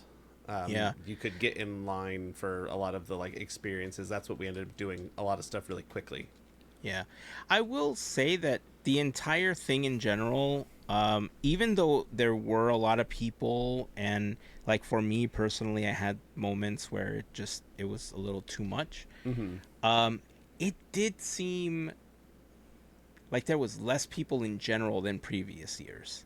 And I don't know if that has to do with the fact that it felt like that, because the entire portion of that floor, like the A section where the stage used to be, like what used to be right, where they used to have the hall D23 or whatever for the big presentations, that all became additional booths. Like that was more stuff to buy. That was like more show stuff over there. So I'm not sure if it's because people had more to walk around and experience, or if there was just less people there in general. But regardless of the day that I was there, it didn't feel as crowded as previous years. There's a couple like parts where like I ran into and I was like, kind of busy, but other than that, yeah, I do have to agree that I think it was it felt lighter. There was still like lines for stuff like that, stuff was busy, but it did not feel like, except for like getting in right in the morning, I never really felt like, oh, I can't walk. Oh, there's a this, there's a that, a lot of it was like, last time, like the Ravensburger booth, like was so poorly managed. Oh, like, that was a nightmare last time. Clogged up the whole walkway, the whole center walkway, and everything. So a lot of that stuff, I do think they have figured out what is popular, what needs bigger lines. I just remember last D23, the ESPN had this giant footprint of a booth. It was like as big as the Hulu booth, and it was completely empty. Yeah. They were just like, you could just stand around. I don't know what they were trying to do there. Like, it was mostly line and nothing happened. This time the ESPN booth was a tiny.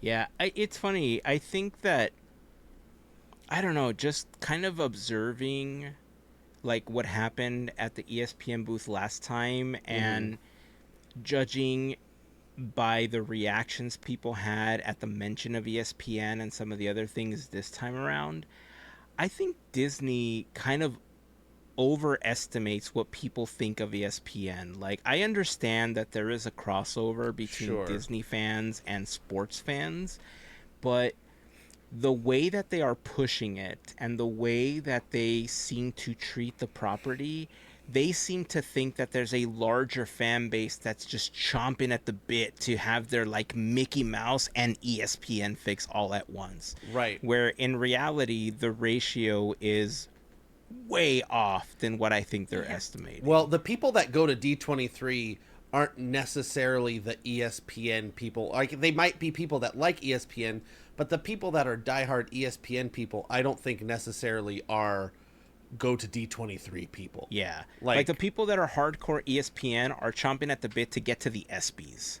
Right. They're not trying to get or to the D23, Super Bowl or something. Or the Super Bowl or Well, something. I did that's one thing I did do on Friday was we did the ESPN booth. And so you go in and you take a picture and then you go in and you film a video and it's like, "Okay, you just won the Super Bowl. What are you doing?" And you say, "I'm going to Disneyland," you know. Then they record a little video. But they had the real trophy, the whatever it is, the Lombardi. football The trophy. Heisman? Yeah, the Heisman trophy. Oh, Heisman. Oh, Like no, they that's had not, the no, that's the Lombardi. MVP one. The Yeah, it Lombardi trophy. No, yes. it was Yeah. like it was like maybe, I don't know. It was like The one that looks kind like of a big silver football. football on a stand. Yeah, I kind of think thing. that's the Lombardi trophy. Okay, whatever it was, they had the real one there. And you got to like stand by it and you go like, "Woohoo!" and do this. We were watching like the guy in front of us and he has like a Baltimore Ravens tattoo on. He's like, "I'm going to the," and then he like, they never said anything about it, but he grabs the trophy. He doesn't pick it up, but he grabs it. They all go, "No, no, no, no, no, no, no, no, no, no, no." They're like, "That's the real one, don't you?" And so he's like, "Oh." So they did. I think, they didn't say don't touch the trophy. And then Tina said like you could see like where other people had touched it. They must have been dealing with this all day. But yeah, I don't know what they thought. Just putting it willy-nilly just there on a stand, not in a case or anything. Just like, yeah, we'll have a guy have eyes on it, I guess. But there's like, That's funny. it was pretty funny. So I get up and I was like, "So we're supposed to touch the trophy, right?" No. Oh, I have some comments about things that were out in the open that we'll talk about as Sure. part of our day two in a moment. But before we continue, I want to just take a brief break, take a brief moment to thank a very special group of listeners and viewers. Our podcast, Fairy Godparents, otherwise known as the FGP Squad, because it is their support via Patreon that help make these episodes of Podketeers possible. For more information on how you can become part of the FGP Squad family, we invite you to go to podketeers.com/FGP. On that page, you'll find some information about what the FGP Squad is all about. You'll find a list of some of our top contributors. You'll find a link to our Patreon. But in short, being a part of the FGP Squad family gets you some additional perks like exclusive discount codes for Podketeers gear, a special section of our Discord community. You'll get additional content that we've uploaded to Patreon and more. So for more information, again, podketeers.com/FGP is where you want to start. And of course, to all of the members of the FGP Squad, we just want to send a huge thank you for your continued support. Since we're talking about links, podketeers.com/links is your one-stop shop for all your Podketeers link needs, because on that page, you'll find our latest episode, a link to the Quizneyland playlist. Of course, you'll find a link to the FGP Squad, a link for our Discord community. If you haven't joined us there, we would love to have you. We talk about all sorts of things, including Disney and tacos and cake and donuts and video games and all sorts of stuff. So we'd love for you to join the community. On the links page, you'll also find a link to our YouTube channel. We are on a journey to try to reach 1,000 subscriptions before the end of 2026. I recently became aware of some changes that YouTube has made to how we qualify for certain things, and they made it slightly more difficult, but 1,000 subscribers is now just part of it. So yeah, if you can help us get to 1,000 subs, that's going to help us out. If you have some extra Gmail accounts, now's the time to use them. Hit that like button on some of the videos, leave some comments, join the conversation. We'd love to have you there as well. On the links page, you'll also find a link to our Armchair Imagineering playlist. So it's some of our favorite episodes. It's where we let our imaginations run wild, where we redesign portions of the parks, attractions. We're in the process of planning new Armchair Imagineering episodes. We're super excited about those coming soon. So if you have any ideas of what you would like us to Armchair Imagineer, send us a comment either in the YouTube videos or join us over on Discord. We'd love to take your suggestions into consideration for future episodes as well. So podketeers.com/links. Let's get back to our D23 recap. All right, so day 2, Saturday. Mm-hmm. Again, I was not in any way, shape, or form ready to be their rope drop, so to Sure. speak. So I kind of did the same thing. The kids didn't want to stand in line either, but there was also some other stuff that we had to take care of that morning. So we ended up showing up probably around 11 or 11:30. Mm-hmm. Like we were actually walking through security around 11:30. By then, the lines were significantly short. I will say that there was a lot of commotion outside all 3 days because there was a local union that was striking for the cast members that I think work in the hotels and stuff like that. I So know it they was. were out there. I think it was costume characters that aren't in the non-union costume character performers. So I think people that wear the like big heads and stuff. I believe it was them. Okay, I wasn't sure what it was. I thought it was the hotel workers, but thank you for clarifying. Mm-hmm. So there was a lot of commotion throughout the expo all 3 days. During pretty much whatever time you showed up, they had people marching and stuff like that. So we showed up around between 11 and 11:30, walked inside pretty quickly because by then people were starting to come out for lunch. There wasn't a lot of people walking in. Excuse me. There was a lot of walking. It's funny because the very first thing that the kids wanted to do was play a demo of the remastered version of the Toy Story games that's coming to consoles. At the Atari booth or at the whatever Atari booth. Mm-hmm. So it was funny that we went all that way for them to play video games just like they do here at home. I told the person at the booth that my wife would have gotten a kick, out of it. So I sent her a message. She got a kick out of that. A lot of walking, going through the booths. We didn't do as many things as we wanted. Like we did the Hulu booth and some other stuff. There was a ketchup booth sponsored by Heinz. Yep. That was also themed to It's a Small World. Mm-hmm. They had different ketchups. The entire premise of the booth was Heinz sauces. is trying to... Yeah, they have a bunch of sauces. They have ketchups.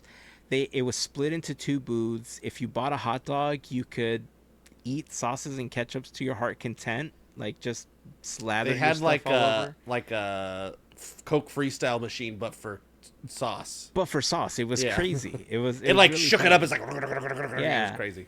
But then the other half of the booth where you just stood in line, they scanned your badge. They gave you a little boat of 4 different ketchup flavors. And the entire thing was for you to taste them and vote on what you think the next flavor should be that they release to the public. We tried all of them. Thank you, Andrew and Tina, for providing us with the additional. We went twice boats. We went twice to the Heinz booth, so Heyzen got 2 more sets. Yeah, it was great. Of sauces. We ended up on the way home on Sunday. After I bought all the stuff, I went and I bought a bunch of fries, and we tried all of them when I got home. Like nice. it was fantastic. They had like a boysenberry one. They had sweet chili, which is kind of like Thai chili, like that you eat with like egg rolls and stuff like that. They had a citrus mojo, Mustard. which was kind of like it was very cumin heavy. Oh, okay. Oh, okay. And then they had like a horseradish mustard, which was pretty decent actually. But that blueberry or blackberry, I think is what it was probably the top flavor. Oh, of not all the of them. orange one. No, the orange one was kind of orangey, but again, very cumin like heavy. So Oh, it okay. kind of ruined the flavor for me. It tasted like there's a lot of like Mexican restaurants and a lot of Mexican supermarkets that when they pre-season chicken, they tend to use like orange and cumin and Okay. other like flavors. That's what it tasted like. It tasted like that Okay. marinade basically. Right. Okay. But yeah, that blackberry ketchup, ooh, that's the one I'm voting for. And then the horseradish was probably my second favorite. And of so all of I them. I asked them, I was like, so what is the voting for? Because I thought it was just like, this is a sauce they're going to put in stores. And I guess this is actually a sauce that they're going to put in the parks, and it'll be a parks exclusive sauce, is what I was told. Yeah. So, There's a little card that came along with it. Right. But yeah, I'm voting for the blackberry one. I think that was There the you best go. one. So yeah, that was kind of our Saturday. I did take them to the Lego thing. We got a chance to kind of go through that. They saw it. They were in awe of the entire thing. Mm-hmm. We had a chance to catch up with a couple of other people. We saw Matt McKim, and we had a chance to talk to him, catch up with him. He was at I forgot what booth he was at, but Gardner Holt was at the same booth, and we had a chance to talk to Gardner Holt for a little bit. Wasn't it like that block of like hometown museum, family museum? Yeah, it was right in front of where they had like the electric car that Bob built for Walt. The runabout. That was the. Oh. That was the that hometown, no. the Marceline booth or something like that. No, that I think next it to was the weird mice chat booth that had the cars. Oh, maybe. That had the like. They also had the like, the cement cutout, the handprints. So, Yeah. like Angela Lansbury's handprints. Yeah, or and on the back yeah. they had like Mark Davis, and if you went around the back. Oh, I didn't see the ones in the back. Oh, I yeah, think I got I just saw pictures of them. Yeah. So we had a chance to catch up with them. We were walking toward. We did go to the Imagineering Pavilion, and that was great. I love taking the kids there because they always get a chance to talk to the Imagineers and learn from them. And they both had an opportunity to talk to several Imagineers. So to all of the Imagineers that took the time to speak with my kids and give them advice about school and what to study and what projects to work on and how to do them and everything. Thank you for taking the time. I know that you take the time to speak with anybody, but I truly appreciated the fact that you did that. So that was super fun. We spent like a really good amount of time. We were probably in there for like an hour talking to everybody and like going through the exhibits and everything. On the way out, it was fantastic because Bob Weiss was there signing his book. And I bought his book about a month ago, and I didn't want to take his because I ordered his and then I pre-ordered Joe Rohde's book as well. And I considered taking the books with me, but I didn't want the additional weight. And I thought, I'm just whatever. Books are If heavy. I have to buy a second one, I'll just buy a second one. Maybe I'll like bag check it or something. I did get a chance to see Joe Rohde as he was heading to his signing. I think they were in a little bit of a hurry because he did not stop for a photograph. I tried to get him to stop for a photo. They ended up walking. He was very courteous. He was, he's Joe. He's just super cool. But then when I saw Bob outside of the Imagineering Pavilion, I think he was leaving the pavilion at that point to go to his signing. I introduced myself. I asked him if it was okay if I took a picture with him. And super nice, really, really great person. I told him that I had purchased his book, but that I didn't have it with me because I didn't know if I was going to get a chance to meet him or anything. And he said, "Oh, no problem. Let me give you something. Let me sign something for you to like like put inside your book. And he had these cards that are the cover of his book. Mm-hmm. And then he signed it. He's like, would you like me to personalize it? I was like, yes, sir. Please personalize it. So he's like, to Heyzen. And then he like signed it and stuff. So I was super happy because I'm going to like glue it inside of the cover of my book now. And then we just kind of walked around a little bit more when I got some lunch after that. So overall, our Saturday was a lot calmer. There was a lot more sitting than I anticipated. I think the boys were also like the lines weren't long, but because they were kind of competing with like, let's do this, let's do that. In some cases, we couldn't agree on what to do, and so we ended up doing something totally different. The only thing that we didn't get a chance to experience that I wanted to experience was the Mundo Pixar, Right. which is the traveling show that I think we talked about maybe 6 months ago, where they set up rooms to look like the films, like inside of Andy's room or inside of Carl and Ellie's living room, like all these like sets basically from within the Pixar universe. They had a booth set up, which was only Andy's room. So I can, this is the first thing that I did in the morning on Saturday, because I knew it was a big, it was like a, hot ticket item, and the lines were pretty long. So yeah, it's, and just so you know, all the videos pronounce it Mundo, which I think is crazy. Well, they're like, wrong. Here at Mundo Yes. Pixar, Mundo, Mundo, Mundo, and I was like, this is wrong. weird. But anyway, so yeah, there was 2 rooms. The first room was Andy's room, and it's like, the big bed and the nightstand and a bookshelf, the toy chest. There's a Buzz Lightyear box. What else is there? And then there's like a Buzz and a Woody like standee in there, and you're just able to wander around and take pictures. And there's a couple of like cast members in there to like take pictures of you if you wanted, whatever. But you were just able to like wander around, spend as much time there as you wanted. The second one was a lot smaller. It was the inside out like control room. And so yeah, it was I like the remember seeing pictures of console and then At the headquarters? all the memories. Yeah.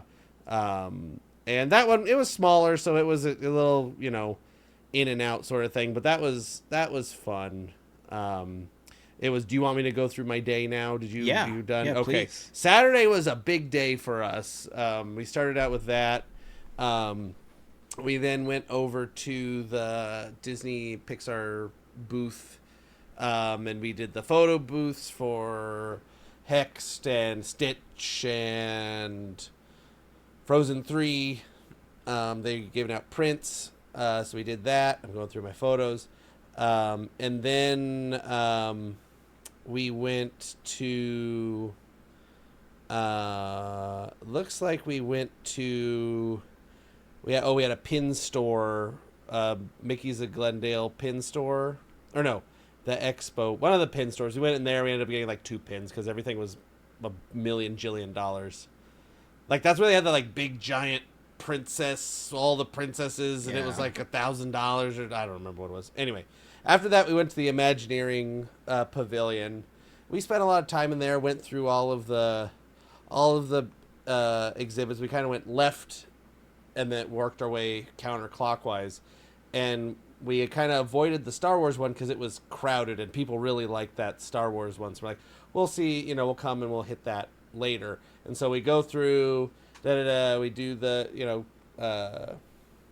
it was the Avengers Campus stuff, the Paris stuff, the Coco ride, then through Indiana Jones and Encanto, Cars Land or Pixton Peak, Monsters, whatever. Then we get back into the Star Wars area where they have this like food stand set up, and it's Sky sleeping, stirring a pot, and then Grogu's there. And they have these really cool like floating little trays basically that are carrying like bottles or food or whatever, and they do these little slapstick like routines. They bump into each other, they go then down a little elevator, come up, do all this stuff. It's really funny. But we're just sitting there watching this, and I was like, I was getting a kick out of it because it was really fun and funny. And then like I'm watching this, and it breaks like how it sort of works is like there's like this. How I understand it to work is like there's a door that opens up, and these little things come out, and they do their little thing, and then they go down a little elevator in the table. And then I believe what happens is then they travel under the table and go back on the elevator to come back up through that box. So it's just a loop. Well, when it opened up, that elevator didn't come up all the way. There was like maybe an inch lip, so they couldn't move. So they had to like pause it, like, oh, we gotta, somebody's trying to grab it, do whatever, da da da. And I'm sitting there, I'm like, oh, and we start to leave, and then up walks Tony Baxter, and so I was like, checking out, like, that's Tony Baxter right there, like literally, like right here. And he's with a group of people. I don't know who the other people are. And he's like looking, he's like, oh, must this, and I was like, yeah, it just broke down. I was like, this is what happened. Da, da, da, da, da, da. And he's like, oh yeah, like, and then they take the door off the side of this food cart trailer thing. He goes, oh, they took the door off. That's gonna be a while. And he's like, I have to be over at the he's talking to his people. I have to be over at the Honda Center at 4:30. I think this was like, maybe 2:30. So he's like, I don't have like a lot of time. He's like, is it going to be back up? And they're like, we don't know. Da da da da da. And so we're just standing there, whatever, and talking about stuff. And I was like, so what had happened was like, it does this thing and this. I was telling him because I had just watched it, because he hadn't seen it yet. I was like, it does this and it does this like slapstick thing, whatever. And he's like, oh, da da da.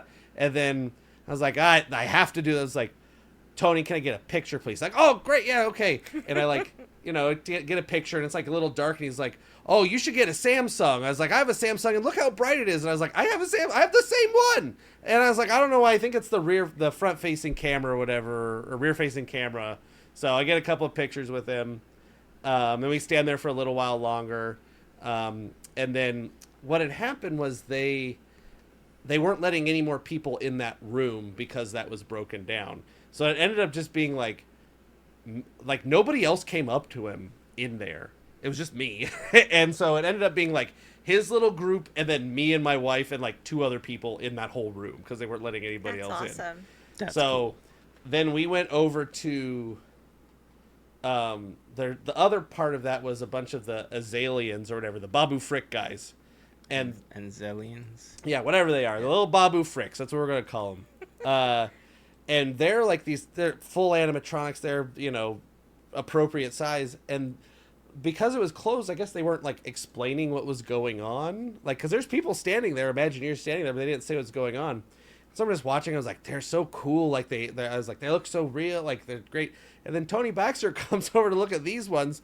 And I guess somebody had told him what they do. And I guess they like will talk, like respond to your voice. Like if you say something, they're supposed to talk, respond and say something, whatever.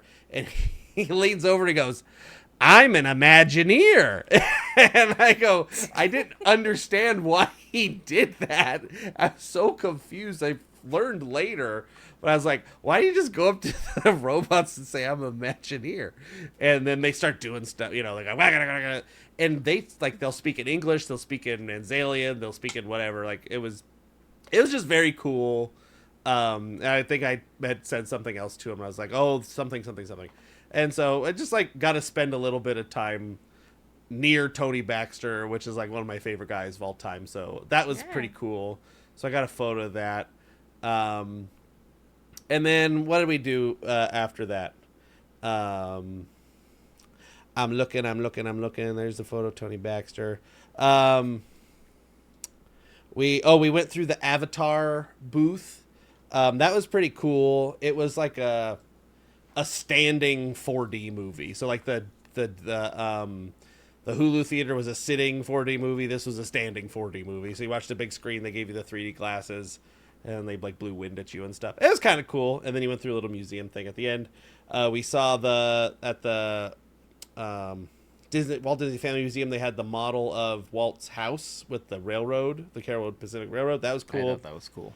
And then we did the the Archives pavilion, and then took a bunch of pictures. And And that was it for the thing. So I know you wanted to say something on the archives pavilion, Heyzen. I'm pretty sure is what you're leading to, because I was kind of amazed by the thing you had noticed as well. Yeah. So they had all of these props and costumes and everything from multiple films, from like Hannah Montana, Devil Wears Prada. They had a bunch of Muppet stuff. A lot of it was just out in the open. Like they weren't behind I touched glass. stuff. I was they like, weren't any like these Muppets, these Muppet costumes. The Devil Wears Prada stuff was just on a rack. Like literally, you could reach in and just touch it and like Major grab it and Domo's pick it up head from Captain EO. You could just touch it. Yeah, they were all like Wow. there was only a couple of things that were behind glass, and it was like a Statler and Waldorf. There's a Kermit, like the original Kermit was there. Yeah, the original Kermit and the banjo, I think, were behind glass. I have pictures. But like Gonzo's tricycle, the cannon, I think Robin's puppet was also that was behind glass. Yeah, Robin was on the lower shelf. So I'm looking here, like there's a shelf. There's like a lot. This shelf had a lot. It's like all this Tron stuff was behind glass, but then like the ELFS jetpack from the Santa Claus you could just touch. They had like Inspector Gadget stuff behind glass. Wow. What else am I looking at? They had Captain Rex from Star Tours. Yeah, there's the Statler and Waldorf thing. It was really amazing how some of this stuff was just out in the open. The Ark of the Covenant you could just touch. Yeah, it was the one from. It was the one from. I didn't touch it, but it was like in a reachable distance. That was. I think that one was technically behind a rope. But close enough that you can like reach close out enough, and, like, touch and it was the one from the Great Movie Ride. Well, yeah, that makes sense. Still, this is the standard rich and famous contract from the Muppet movie was not behind glass. Like, it was pretty crazy. Like how much was just out in the open. Yeah, it was bananas. Yeah. So they had a bunch of. It was cool, like to see all the stuff. They had stuff from Pirates of the Caribbean. They had stuff from the Rocketeer. I'm looking through my stuff there. A lot of Muppet Vision 3D. Mary Poppins bag. They had the light cycle from the newest Tron. Yeah. And they were doing stuff where every day they were like unboxing things, like they had presentations and stuff. Were you following this SEA thing? I was just about to bring it up. So on one of the days, I forgot it. I think it was on Saturday. They were opening up a box Friday. on stage. Oh, that was Friday. It was like the first thing Friday, the first presentation they did. Okay. It was that. So I didn't see it live. I saw somebody post about it. Right. But what ended up happening was as they were opening up this box, it was supposed to be like an SEA relic or something like that. We just re-uncovered it. We had it and we found it in the back of the closet or something like. Yeah. But when they opened the case, like the big wooden box, there was a letter inside. It wasn't the item that they were supposedly going to show. It was a letter basically saying, like, I stole this. Figure out who I am. You'll never find me. Ha ha ha. And so they basically said, okay, continue to follow us on our socials to help us figure out who this is. And over the course of the weekend, they made it this game that's still going on to this day, as a matter of fact. They haven't revealed who it is or anything. They posted a thing on their socials. It was like, something. I watch movies, and what do I drink? Something, blah, blah, blah. Like, I think they're trying to spell out their, like, a name with letters. So the clues reveal one letter of the name of the person that stole the relic. And I think the very first clue that they released, if we're interpreting it correctly, leads to Tilly. Yeah. At the theater on Main Street. Right. So it would technically be T. Well, because part it of the says puzzle. it leads to Tilly, but it says and the drink that I'm drinking or whatever. And so she is drinking a cup of tea. So the tea T is the letter T Oh. because of the cup Yeah. of tea she's drinking. Yeah. So once we get all of the letters, they said it's going to be scrambled. Like, you're not going to get the letters in order. They're going to be scrambled. Once you get all the letters, you have to unscramble them to figure out what the name of the person is. And So what is they're this kind going of, to lead to? Yeah. So this is kind of similar, but not as detailed or as pronounced so far as the Tomorrowland ARG was, because the ARG, I think, was fan driven. I don't think it was Disney driven, or had some Disney involvement. No, but that was one had- 100% Disney involvement because it Or was in it the wa- parks and you got the pin. It was. They had it in Yeah. the theater. You had to go. Yeah, Yeah, yeah, you're right. So yeah, but that one had a lot more elements and a lot more like a levels, bigger and buy-in. Like you had details to and stuff like go that. to the El Capitan theater and you had to like do all. It was like a whole thing. Yeah, it was pretty intense. I remember following that one closely and absolutely loving it. But this one, I just like that it's SEA related. So I'm kind of looking forward to all the additional clues and what's going to come from this one. So it would be nice because I think in the episode where we talked about what we would like to see, I wanted more SEA at Disneyland. Yeah. Yeah. And if that's what turns out to be the case, then great. I'm glad they're listening. Keep listening. We'll give you more ideas. We got Armchair Right. Imagineering stuff coming And up they soon. did say Right. that this thing is like, they said, you don't have to go to Disneyland. You can just figure it out by looking up pictures on the internet. So Yep. you can do it from the comfort of your own toilet. Yeah, that's where everybody does it from. Right. That's So where then I think that brings us to the Horizons, an Imagineering panel of epic something or whatever Yeah. they're calling it. I don't know what they're doing. So back to the Honda Center. Heyzen Night schlepped 2 over at the there. Honda Center was a lot. It was better than the first night. So Saturday was a lot more contained and it was a lot more organized and everything.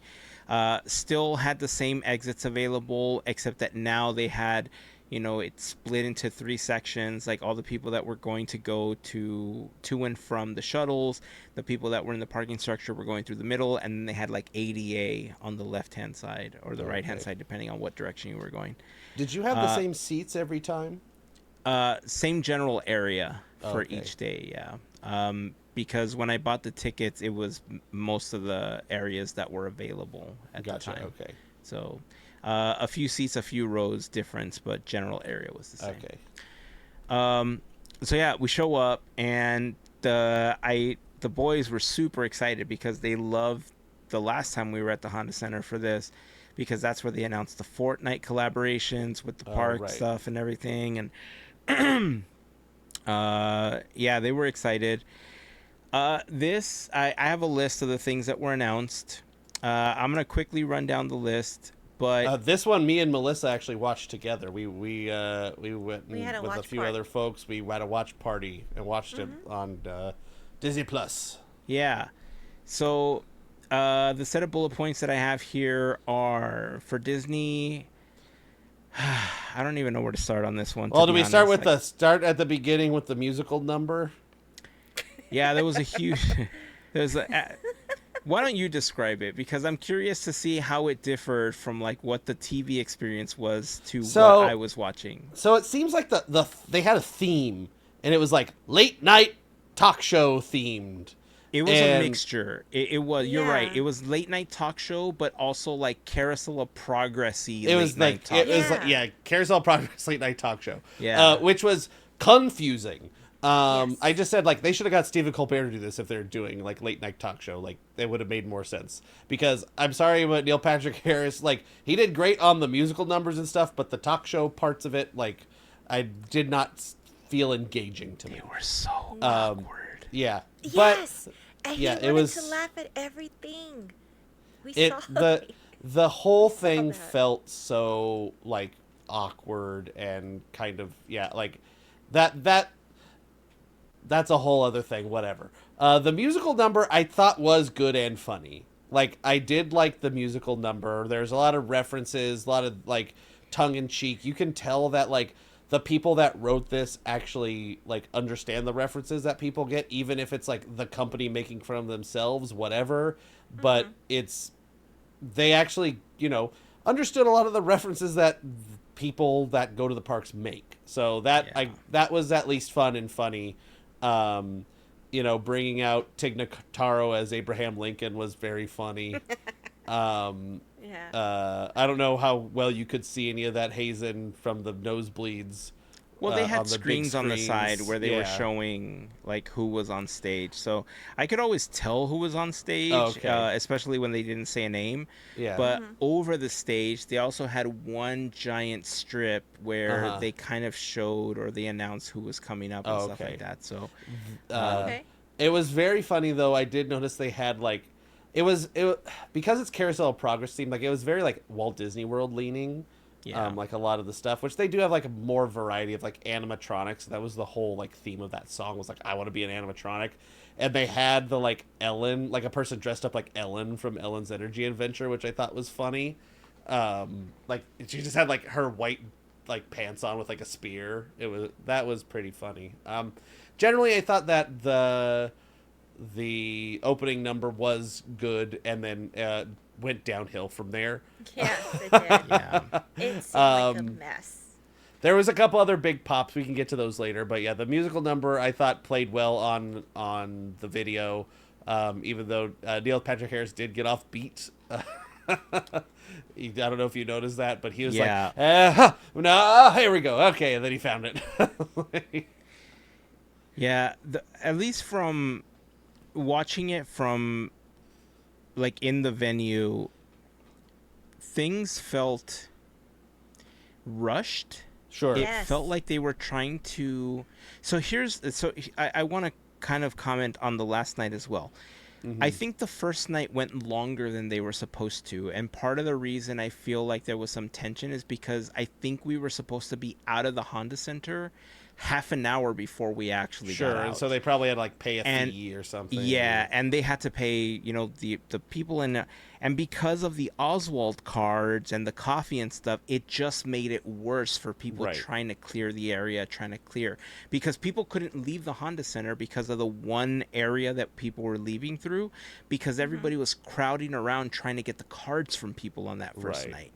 So like people trying to get out took forever. And by the second night, it felt like they were almost rushing through the presentation, trying to get it. This was the first time, obviously the last time we had Josh D'Amaro, who was leading the parks and stuff like that, prior to becoming CEO, kind of hosting it or co-hosting it. This time it was, what's his first name? Thomas Maslov. Maslum. Is it Maslum or Maslov? Yeah, Maslum. Maslam. So Thomas Maslam, he was kind of co-hosting with Neil Patrick Harris, now that he's running the parks branch of the company. And, throw him in the deep end there. Yeah, I mean, in general, I guess the best way to sum up this entire presentation is it was just a bunch of updates from what they announced at the last D23. And I think that's what I said was going to happen. I can't remember. We have to go back and see, but I was like, I'm expecting this. But I think I did say my favorite thing that happened the whole night. I said, all I just want is Remember Dreams Come True to come back. Yeah, I remember when they made that announcement. I was like, "Oh my God, Andrew is like." I can see the smile on Andrew's face right now. Oh, we were smiling. I stood up. I was like, "Woohoo!" Yeah. So, it's really difficult. I was thinking about how much. I don't even know where to start with this one. The thing is that with the last D23, there. Okay, let me start here, because with in the Friday presentation, one of the things that got announced, or maybe it was this one, maybe it was Friday, I don't remember. Leslie Iwerks talked about how she's doing a new season of the Imagineering story. That was Saturday. Okay, so it was this one. Yeah. And one of the things that, and this is from my personal experience and everything that I've had to endure and go through over the last several years. There's a phrase that people commonly use that just irks me to no extent, and that is during COVID. right? Because what to some people was during that era has spanned multiple years for a lot of other people. Sure. And by the numbers and by what's technically still going on, we're still technically in the pandemic. We're just out of the emergency portion of the pandemic. Like, people aren't Right. dying at the rate they were because of vaccines and all this other stuff. But technically speaking, we are still technically in the pandemic, They right? mostly So, mean during lockdown or whatever is usually what like right. would make more Or sense they for could have them to said the say. height of it. That's Yeah. how I refer to it as. That Sure. Yeah. during the height of the pandemic, Right. because we're basically anyway. And so Leslie Iwerks, is doing a new season of the Imagineering story, and I have a feeling like the very first panel that they showed as part of the preview was something that said like the world shut down, and I thought, they're going to be concentrating from 2020 to 2024 essentially, or something like that. That's going to be like the arc of this Right. new season. And so as I'm kind of thinking through all of this, and I'm trying to figure out like trying to put everything into perspective. There were these couple of years where in 2022 the announcements weren't big because there like nobody was working all that much, right? Like, not a lot of Right. stuff got developed, not a lot of stuff got produced, obviously. So I can see why in 2024 they made this huge effort to like announce a bunch of stuff, and like so many things that seemed out of the box and like really pie in the sky, and to the point where I remember at a point thinking like, how much of this is actually gonna make it? Like, they announce all this stuff, and like, what's really gonna get produced at this point? Right. And so now 2 years later, they're still working on all that other stuff. So I was trying to like realign my way of thinking when it came to this panel. There was nothing but updates because there isn't anything new, because they're still working on the stuff from before. Like, it's either it was in development then and they're just now starting production in many cases. Right? Like, stuff like Villains Land was just an idea. It was kind of like the Steve Jobs like, "Oh, one more thing," and then Villains Yeah. Land is coming, but They it was did just that an this idea. time. They did it this time with something else that we'll talk about in a moment. But this time they finally said like, "Oh, well, now we have more Villains Land. We're going to have a roller coaster. We're going to have this." And then they had Glenn Close come out and confuse everyone, thinking that Cruella was going to get some attraction or something, and then it turns out she was just there to fill time. Right? It's just Right. I don't know. So I looked up just because I was curious what the announcements were at the 2022 one, and it wasn't like nothing, and it's stuff that has already happened. So, most of it's happened. Mandalorian Grogu's coming to the Disneyland. This is where the Avengers attraction was announced. San Francisco retheme. Mickey and Minnie's Runaway Railway at Disneyland. A New World of Color, Wondrous Journeys. This is where the new Magic Happens was announced, or coming back. The Portos and the Din Tai Fung, and Tiana's was the one more thing, I believe. Yeah.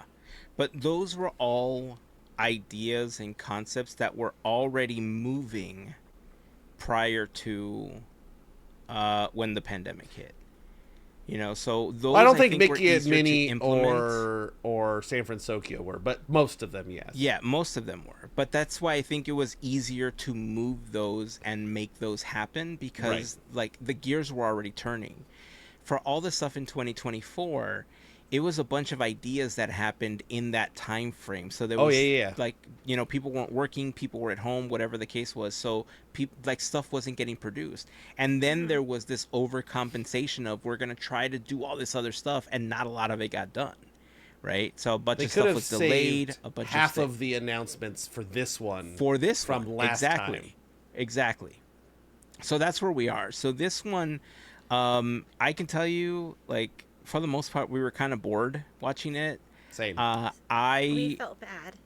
I kind of was upset that I had to pay for a bunch of updates that could have been an email. Yep. I remember, I think that's when I sent you the text message of the Michael Scott meme where he's like, Oh, we He's felt like that yeah. too. Like We totally that's felt like that. I was freaking dunking on it the whole time. it Yeah. was crazy. And there's all these people that I don't know. I think there's going to be Disney fans that 100% no matter what are just going to be like, yeah, it's coming, yeah. And they're Yeah. going to be 100% Sure. cheerleader. Sure. And then there's going to be other fans that don't keep up with stuff as much as we do, that for them it is genuinely either the first time they're hearing about it or Right. the first time they're learning about a new experience, and for them this is like the coolest thing. And I don't want to take anything away from those experiences. For me, I'm just saying that this was one of those cases where, because I kind of knew all that stuff, it was just like, this could have been a blog post on the Disney Right. Parks blog, and I would have just been happy with that. My biggest go ahead. Were you gonna say something, Melissa? Or maybe we're gonna get there towards the end, but no, go ahead. Okay. My biggest issue, I think, with how this was run, like, came after the fact, because it was like, hey, here's an announcement here, here's the name of whatever it was. I don't even remember what they gave the name. Oh, Coco Ride, not gonna have a height requirement. Woohoo! Like, all this stuff. And then, all these boring nothing announcements. They bring all these Imagineers out and all these people come out and they say nothing. Yeah. And then the next day there's like 50 posts from people that are like, oh, here's all the information we didn't give you in the big presentation. Why are they not giving us the information in the presentation? I don't care about a song. I don't care about this guy being like, well, we had a great time doing the story and we worked really hard. I'm like, no, I want to know what ride system it's using. I want to know whatever dry details you have. This is what the presentation is for. Yeah. It's not to entertain me. It's to give me information. I know that's so glad you brought that up. I know that's what they're trying to do. Is they're trying to make this like, well, they paid extra for this in this Honda Center and whatever, and so we have to make it flashy. But even if they kept all the flashy stuff that they did, the like 2 songs and the little, whatever, all the musical numbers, in every single thing that they announced, they talked more about just idea, concept, we had fun doing this, Yep. instead of like, it's gonna be this and we're gonna have this and this is the date, and there's no dates on almost any of it. Like some of it they're like, it's coming soon or 2029, and I'm like, okay. So like it just is very frustrating that you go and you spend the time to watch this thing, you don't get any information, and then in the middle of the night somebody posts something on the internet that's like, by the way, like, here's a bunch of concept art that you didn't see, that we didn't show, and all this other information about it later. Like the Villains Land thing, they didn't show anything, and then later, like the next day, all this concept art came out. Like, what are we doing here? So that's what I was. I'm so glad you brought that up again, because that Villains Land stuff was the one that bothered me the most, because I understand, like, if the Imagineering Pavilion doesn't have specific artifacts, like when they announced the Indiana Jones thing, right? Yeah. We already knew that was coming. We already knew that it was going to be a specific theme. They gave us the name of the attraction, and then they showed us that there's going to be a snake or like a serpent or something. And then like they that. put the thing at the pavilion, which I'm like, cool, Right. do that. And that's so, great. again, if they add stuff that they're revealing after the panel, great. Right. But it was all those additional posts where they said, like, here's something we didn't show you. It's like, why? I paid money. You should have showed me that. Like, that's what I went to see. And so all that additional stuff trickling out after is what is part of what upset me the most. But, you're talking about the segments with the Imagineers.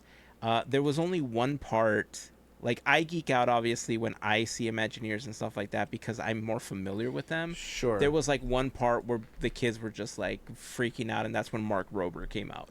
Like, the kids love Mark Rober. They have, like, a Crunch Lab subscription and all that stuff, so, like, they lost it when they saw Mark Rober. But every one of those segments, I don't know how it came off on TV, but, like, in person, it either felt like like Neil Patrick Harris was given one script and they didn't share with the people that he was interviewing what the questions were going to be. Yep. Or like he was trying to he was going off script and inserting jokes and stuff that were throwing off their answers because Yep. they were so discombobulated in their interactions that it just felt super awkward, and it felt like everybody was trying to listen in their headsets to see what they should do or say next almost. Yes, that's exactly how it felt when we were watching it. I didn't like how nobody was on the same level, same page, the same energy, that kind of thing. Like you saw that, and you saw like how nobody knew what they were saying or doing.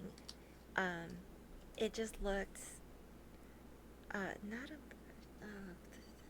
unrehearsed. Like Yeah. yeah, like they were just Which they thrown probably into got the- one the rehearsal, lines- so the like lines and stuff. yeah. But you could also we saw it on the video. You could see the teleprompter on the table. Yes. They cut to these things, and like the teleprompter for Neil Patrick Harris is right there, and it has everybody's lines. You could just see it the whole Yep. time. So like it's 100% scripted, and I think that might be one of the issues too. Is like these Imagineers aren't necessarily public speakers, like they end up having to be, but some of them might not be, and they're not used to like reading off a teleprompter and doing all this stuff, so it's a little awkward. But I feel like this was more than that. Yeah.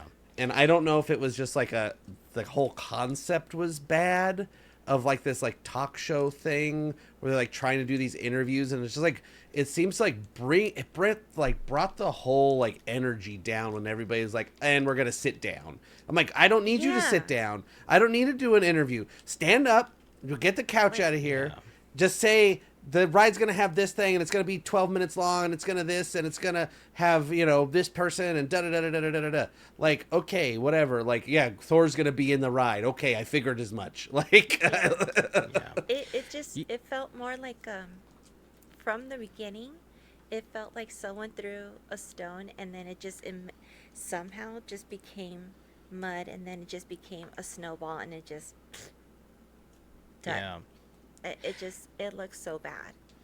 I will say though, like people were eating it up, like Sure. in person. Like they were cheering, they were all about it. But again, this is the crowd that Disney wants at these events, right? Like they Sure. want to Right. make sure, like they want the people to cheer, whether or not it's good. Like they're going to cheer.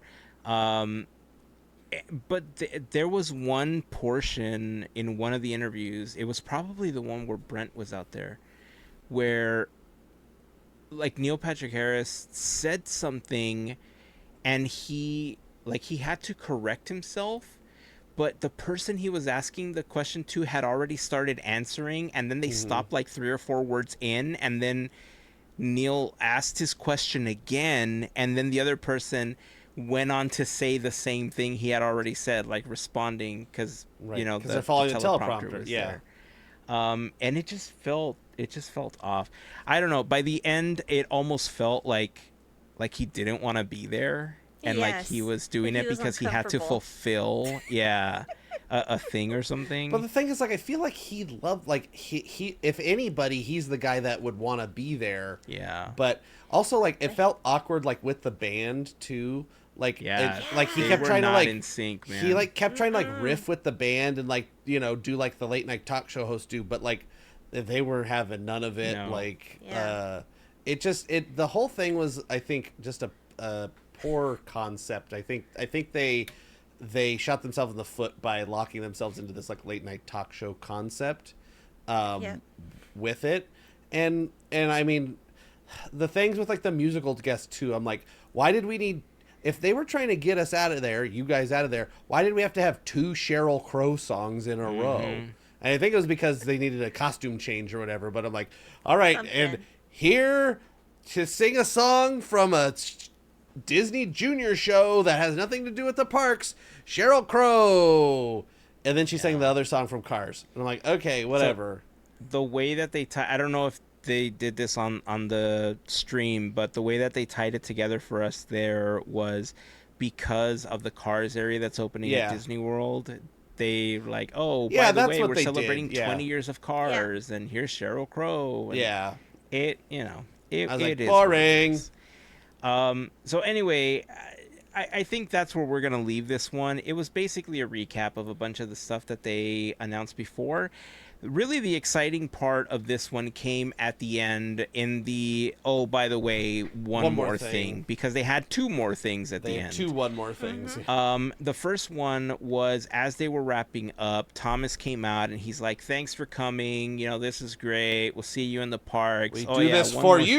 thing. Yeah, and he basically ends the presentation. They got the streamers going, the confetti's rolling and everything, and then there's like this like thing that's happening, and this mysterious figure comes out, and he's like, "You told me that if I hosted, you would bring back my favorite character." Well, no, you And- skipped. That was the last thing. You skipped You over the skipped first one thing. thing that kind of That right. That Made was us the go fir- like that was this the and last like thing.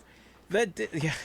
Okay, so the other... I'm so sorry. So the other thing before that, I'll just cut to the chase. They're fixing the Yeti.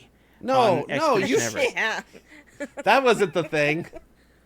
If we're No. talking about the park here, that was the final thing. No, I don't know how it was No. cut on TV, but it was in the Honda Center. It was the final thing before we left. It was No, after the Neil Patrick Harris. Harris was the last thing on the stream, right? Am I making this up?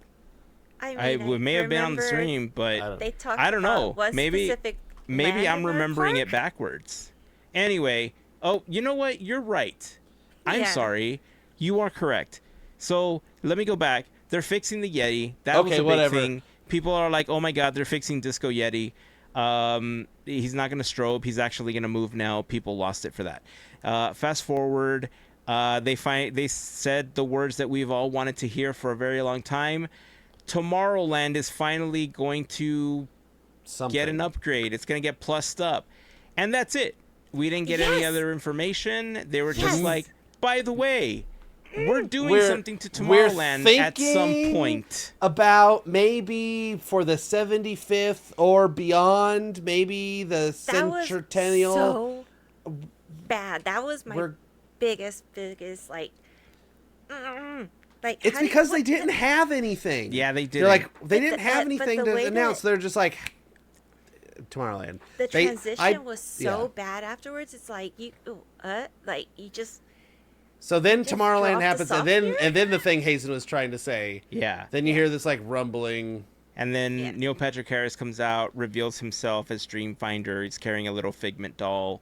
And apparently they're bringing Figment and Dreamfinder back to the park. And then they do a weird Saturday Night Live ending where everybody like that comes either. out.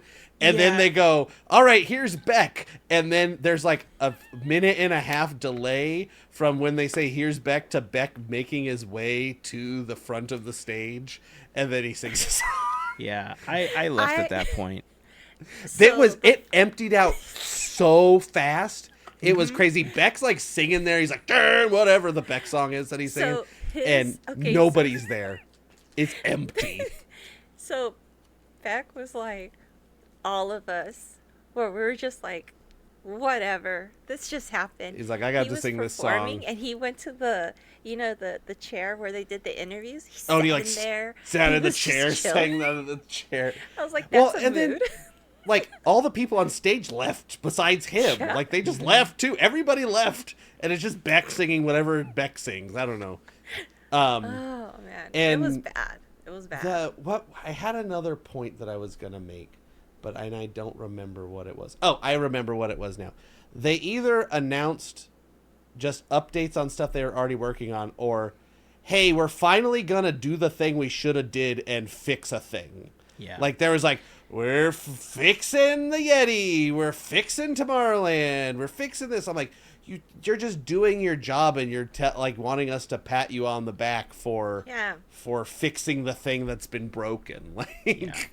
You know, when we were at the Imagineering Pavilion earlier that day, we had walked over to the area where they had the Space Mountain reimagining for Tokyo. looks friggin' And sweet. we saw the model. I'm sorry? Looks friggin' sweet.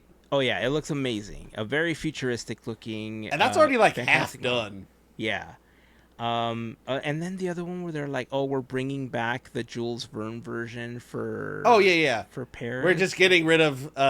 They're just turning it back, which is like it from should just Hyperspace Mountain back Hyperspace to Mountain. the yeah." I was like, "Oh, okay, sweet. Yay! We didn't need a whole announcement for that, but whatever." There was. So when we were in the Imagineering Pavilion, we walked over to the Space Mountain, and I joked with the two Imagineers that were there, and I looked at them and I said, "We'll take one of those here, please."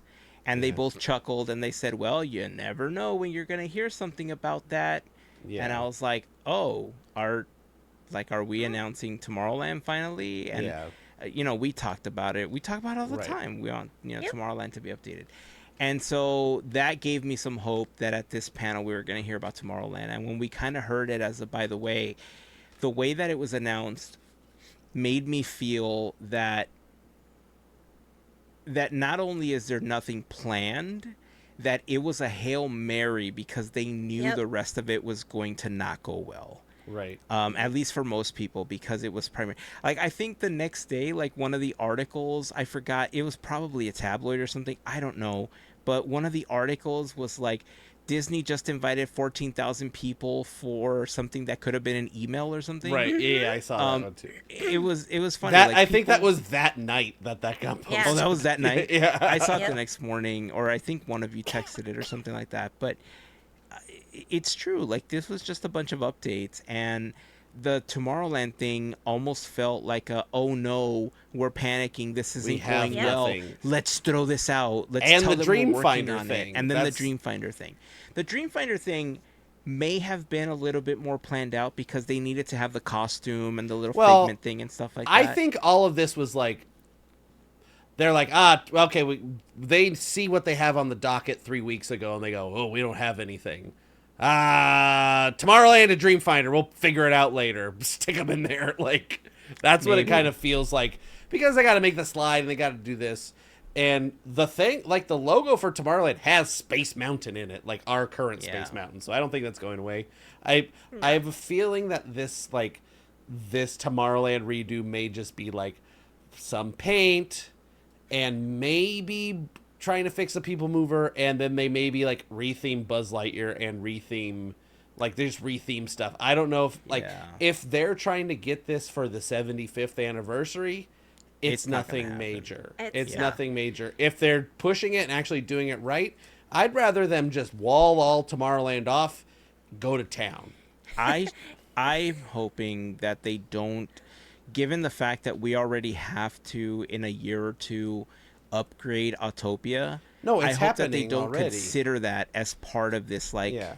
thing that they're doing to Tomorrowland. No, I'm hoping that they just cancel that and bulldoze the Autopia. Like, Well, sorry, if they're investing in Yosoy the Bird. battery-powered cars, that's not Yeah. going to happen. Yosoy Bird can go away. So anyway, that was kind of that presentation. I wish I didn't enjoy it as much as I thought I was going to. It was kind of disappointing, and the fact that I paid money to be there, it was Yeah. definitely a watch it on Disney Plus sort of situation. Did they have any giveaways after that one or no? Oh, so it's funny you mentioned Oh, that. that was because- the. Oh, no, go So ahead. we're sitting there waiting for like the presentation. They have like the hype DJ and everything like before the event and stuff. And they're like, all right, whoever makes the most noise, like, you're going to get a bag or something like that. And the section, or the top section in another area, like right next to us, was supposedly the loudest. And there was a cast member or somebody from the Honda Center walking around. They gave away like a Hoppers tote bag. And Okay. inside of the Hoppers tote bag was a cap. It's a Toy Story cap. I think it's in the other room. I don't have it here. But it's a Toy Story cap. It was a couple of stickers and a pin or something. And then this Woody 2-in-1 body wash by the Honest Company to help. So it's just like a bunch of Yeah. leftover stuff that they shoved in a bag. It's just like 3 or 4 items that were in a bag, and then they were like, "Here's the tote bag's nice. It's a nice Yeah. thick denim bag. It says Hoppers on it. It's got the logo, but You know the movie it's that very came small. That's the like, That's the only out bad last thing. year. Yeah. Yeah, but overall, that was a little prize that they gave, and we weren't the section that won, but I looked at the cast member who was carrying all these bags, and there wasn't a lot of people over there, and I said, "Can I have one? I'm close enough." And she's like, "Sure," and she just handed the bag to me. Nice. So I ended up with that little goodie bag. So, um, yeah, that that was night two. That was the Horizons presentation. Right. So, day three, Legends. That was really the biggest thing. I talked a little bit about how I went back to the convention center to get the stuff from Ravensburger, met up with Andrew, got my Hatbox Ghost thing. Um, do you want to talk about your experience before I talk about Legends? Sure. In the morning, we did the catch-up booth because they were giving out an exclusive pin, like to the first 500 people each day, and I'm like, I kind of want that pin, and so we got that. We went to the first thing, catch-up booth, the Heinz booth, and then we went up to, we did the panel. It was for Ron Husband. It was hosted by Don Hahn and had a bunch of people there. This is where we met a couple. We were going up the elevator because it's on the third floor, or second floor, whatever floor it was on. And there we were in line for the elevator. This couple comes and they have two scooters, and so we get the elevator. Me and Tina get in, and then one of the scooters is able to get in. He's like, she'll follow us up. I'm like, okay. And we didn't have a reservation for this, so we're just gonna go stand on the standby line. And we're there maybe 45 minutes to an hour early, maybe 45 minutes or so. No, it's probably about an hour early. And we were the third person in line for the standby queue. Oh, and wow. so we get in line there, and then the guy that was in the elevator with us, he like comes by and he goes, "Come with us." And I was like, "Huh?" He's like, we have extra people, they got 4 or 5 or whatever, and there's just the 2 of them, so come with us. So we go in line with them, and we're like maybe the 12th person in line for the reservation queue. So we got to talk with them, sit with them. They're really nice. I believe his name was Mark or Mike. I'm sorry, I don't remember. I gave him podcast stickers. I don't know if you're listening, but they were very wonderful to talk to. We got to talk with them in line. They're telling us about what's her name, Tanya Norris, what the Imagineer. Yeah. About I guess she has a Patreon or something that you can join, and she like tells stories and does Zooms weekly and all this stuff. I was like, oh, that's kind of cool. And we just got to talk to them. They're from Las Vegas, or they live in Las Vegas, all this stuff. It was great. And then the Ron Husband panel was awesome. It was hosted by Don Hahn, and it had Ron Husband, Floyd Norman, Bruce Smith, Marlon West, and Phil Morris were the people on the panel. And it's about this documentary that Don Hahn made on Ron Husband. And it was a great panel. Very glad we went. And so that was fun. I afar saw, if anybody knows what Choo Choo Soul is, we saw the Choo Choo Soul people. Oh. Just kind of saw them from afar. I remember. That's cool. We did a bunch more trying to get pins. We sat in on the animation stage, like the one in the middle of the animation booth. There's like a 40 years of Fox and the Hound. So we saw that. It was with 2 archivists, and then Ron Clements came out. Or no, John Musker came out. Ron Clements came out. I'm trying to remember which one came out. And he talked for a little bit. I did the I went upstairs to the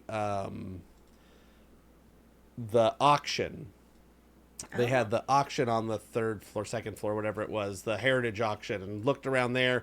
I ended up buying. They were selling like actual like stuff they had some pins, but they're also selling like park used stuff. So you could buy like It's Tough to Be a Bug 3D glasses for like $10. I ended up buying do I have it in here? Right here.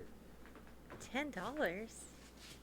I ended up buying this It's still in the bubble wrap, but it's a picture that was in the Grand Californian in the rooms. I think I spent $70 on this, but it says Rainbow Ridge Ranch or whatever. Ranch? Something. Whatever it says in there. I was like, that's pretty good for... They had like 5 or 6 or maybe 4 or 5 different ones of these prints that are framed.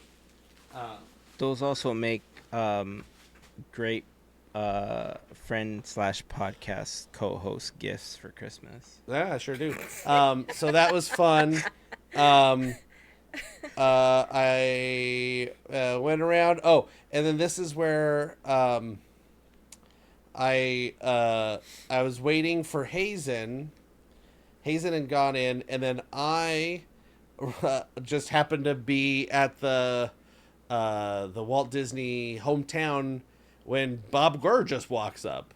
Nice. But he was with his like Bob Gurr bodyguards, and he was like filming a video for his social media. But he was right here, just it was like me, a lady from the thing, and then Bob Gurr. And then he went over there, and he gets up and he starts talking about the Autopia car that they have there, and so that was pretty cool. He took some pictures with some kids, but they were like, looked like they were on a big try and get a bunch of content made run. So like he was there, and then he left, and then I was like, I'm gonna go over to the archives pavilion because I wanted to see what they had unboxed that day, because they were unboxing stuff throughout each day. And like, here he comes the other way. Like, I just run into Bob Gurr a couple of times, which was funny. And then it was my afternoon with Heyzen, and then I had to go take Tina to the airport. So that was, and then I went to Disneyland afterwards and had dinner. I did not go to Disneyland. So Legend. So, but we can talk about Legends now. Yeah. So, like I mentioned before, I didn't go to the convention center. Parking was very expensive, and because of the way that it was set up, there was no in and out for the parking. So if I planned on going to any of the panels on Sunday, with Legends being in the middle of the day, I would have had to pay for parking in the morning, gone to the Honda Center. Thankfully, the parking there was free, but then I would have had to have gone back to the convention center and paid parking again. Wow. Given the fact that I was already tired from the last 2 days, it kind of worked out that I didn't go in the morning. Mm-hmm. Again, the plan was just to go to Legends and then go home, but then I got the Ravensburger virtual queue, and it kind of changed the plans, but it worked out because I got a chance to hang out with Andrew for a little while before I eventually left for the day. I did the one thing I regret not getting a chance to do was quick shout out to FGP Squad member Miguel, because he got like a last minute ticket to Sunday, and I actually gave away all of the stickers that I had with me. I had one more. You should have let me know. I didn't realize there was one more until I looked through the rest of the bag that you gave me. I was so excited about the Hatbox Ghost popcorn bucket that I didn't realize anything else that was in the bag. Oh, I saw the envelope when I got home. Oh, was it in there? I couldn't remember where I put it. It was in there. But I made like 2 dozen to give out at D23, and I basically gave everything out. That's and awesome, we just though. had that single envelope. And a lot of it wasn't, in previous years we've posted like, come find us and, look for this hat or look for this shirt or whatever.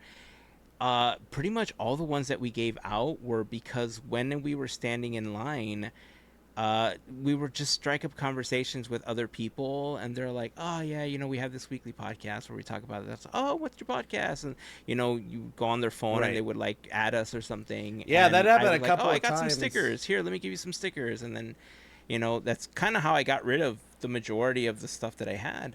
And then there was some that like when we interviewed Caden and River, I got some stickers and I handed them some as well as a thank you, for taking the time with us and stuff. I gave some stickers to Bob Weiss. I gave some stickers. Hey, if you're listening, Bob, You know what? hey, cool. I'm glad it worked out in that sense of you giving them away instead of people looking for you. Like, that's awesome. It was fantastic because I'll tell you the truth. I didn't know how I was gonna feel with people hunting me down for stickers that day. I was Yeah. like, I felt bad that I didn't feel well enough to be like in full podcast mode, doing more Sure. interviews and getting Yeah. more footage and all that stuff on Saturday or Friday or something. Like I planned on just walking around and getting a bunch of B-roll so we could show like during the episode, and Hmm. like I was just not like up for it. Like my body was like, nah, bro, you just slow down, Hey, just Right. enjoy the afternoon and do there you whatever you go. can. I ended up people just like I was wearing the podcast shirts the whole weekend, and so people are like, "What does your shirt say?" And I was like, "Oh, it's this," and da da da da da da da, and like, "Oh, that's cool." Da da, "Oh, is it on? Where can I find it?" I was like, "YouTube. You can wherever you can Everywhere. stream your podcast." And then I'd be like, Yeah. "Oh, wait a minute, I have stickers, and it has a QR code in there." So See that QR code coming I in. handed 3 out in the Disney What do they say? music. Coming in clutch. Yeah. I was in Right. the Music Emporium line for forever to spin a wheel, Yeah. and ended up talking to a bunch of folks in that line. Made the line go much faster talking Yeah. to people. So FGP Squad, I know I said I was gonna send all of you stickers. That is still the plan. I do have sheets to send to all of you. I have most of your addresses. Unless your address has changed, please message me and let me know what your new address is so I know where to send it. I had already started working on just other little fun stickers. Do you want to see a peek of the next 3 that I was going to include with the batch?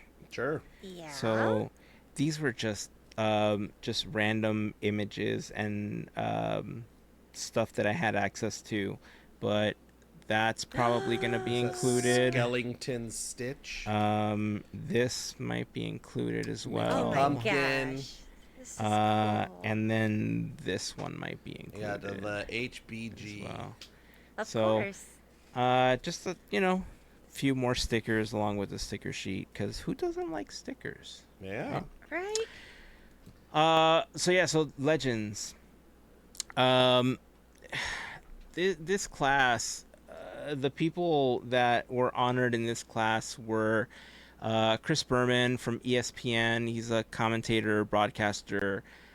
Kim Irvine, legendary Imagineer, well deserved. Eric Goldberg, an amazing animator, responsible for his first gig was doing the genie for Disney. Right. Okay, so I mean, you could see how talented he is just from that. Well deserved as well. Ellen Tudyk was part of this class. Susan Egan was part of this class.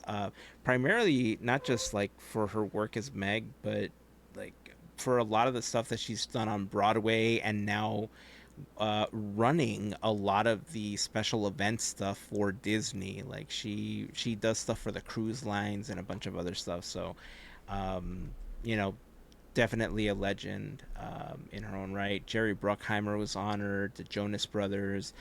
Jonas Brothers, very similar age and class as Miley Cyrus, who was honored last D23. Still waiting on Hilary Duff. Maybe next time. Lin-Manuel Miranda was honored this year. The speech that he gave and the musical number that was a part of the ceremony, I'll jump into it in a moment, was great. Dwayne "The Rock" Johnson was honored, Anne Hathaway, and then the headliner was Bob Iger for this class.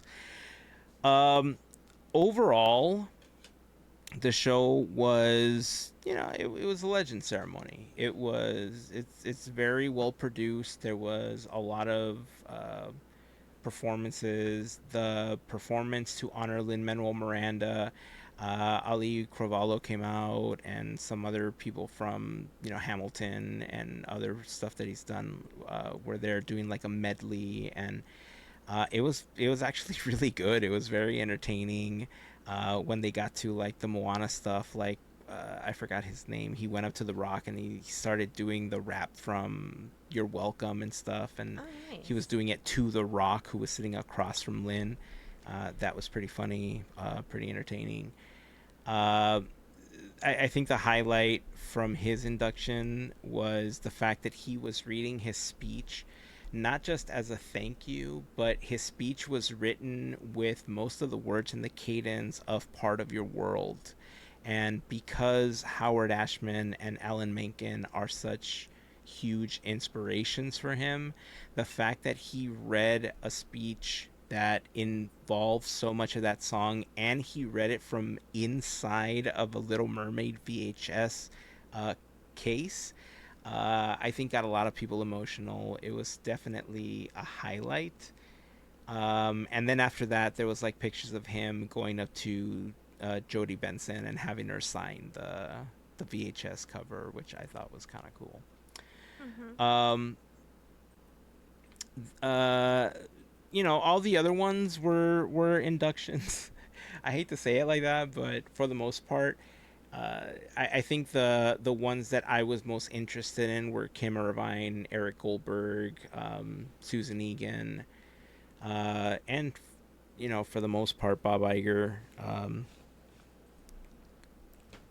Bob Iger is one of those people that has done so much for the Disney company, and the Disney umbrella.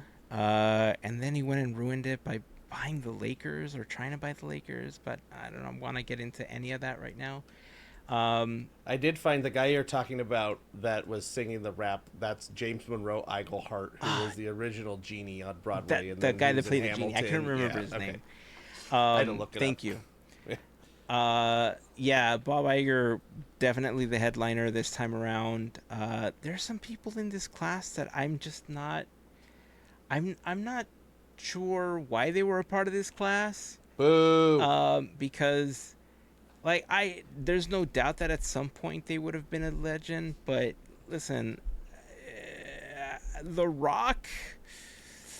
I don't think he's I get that he's made a bunch of movies for Disney, and I get that he's Maui and stuff, but is he really a Disney legend when you think of the contributions to the park and the company that a Kim Irvine has done, or even a Bob Iger, and look at The Rock, and it's kind of really? I can think of 4 things he's done. Yeah, the Jonas Brothers. I know that some people may think Jonas Brothers were huge, right? They were part of this huge musical movement in that era of Disney Channel with their TV show, and the way that they were brought into the Disney company, they exploded. They again, with Miley Cyrus and some of these other acts that came up around the same time, they kind of redefined the music scene for a lot of people in that age group, right? So on top of the concerts and the movies and all that stuff, I would put them closer in the legends category than I would The Rock, right? Yeah.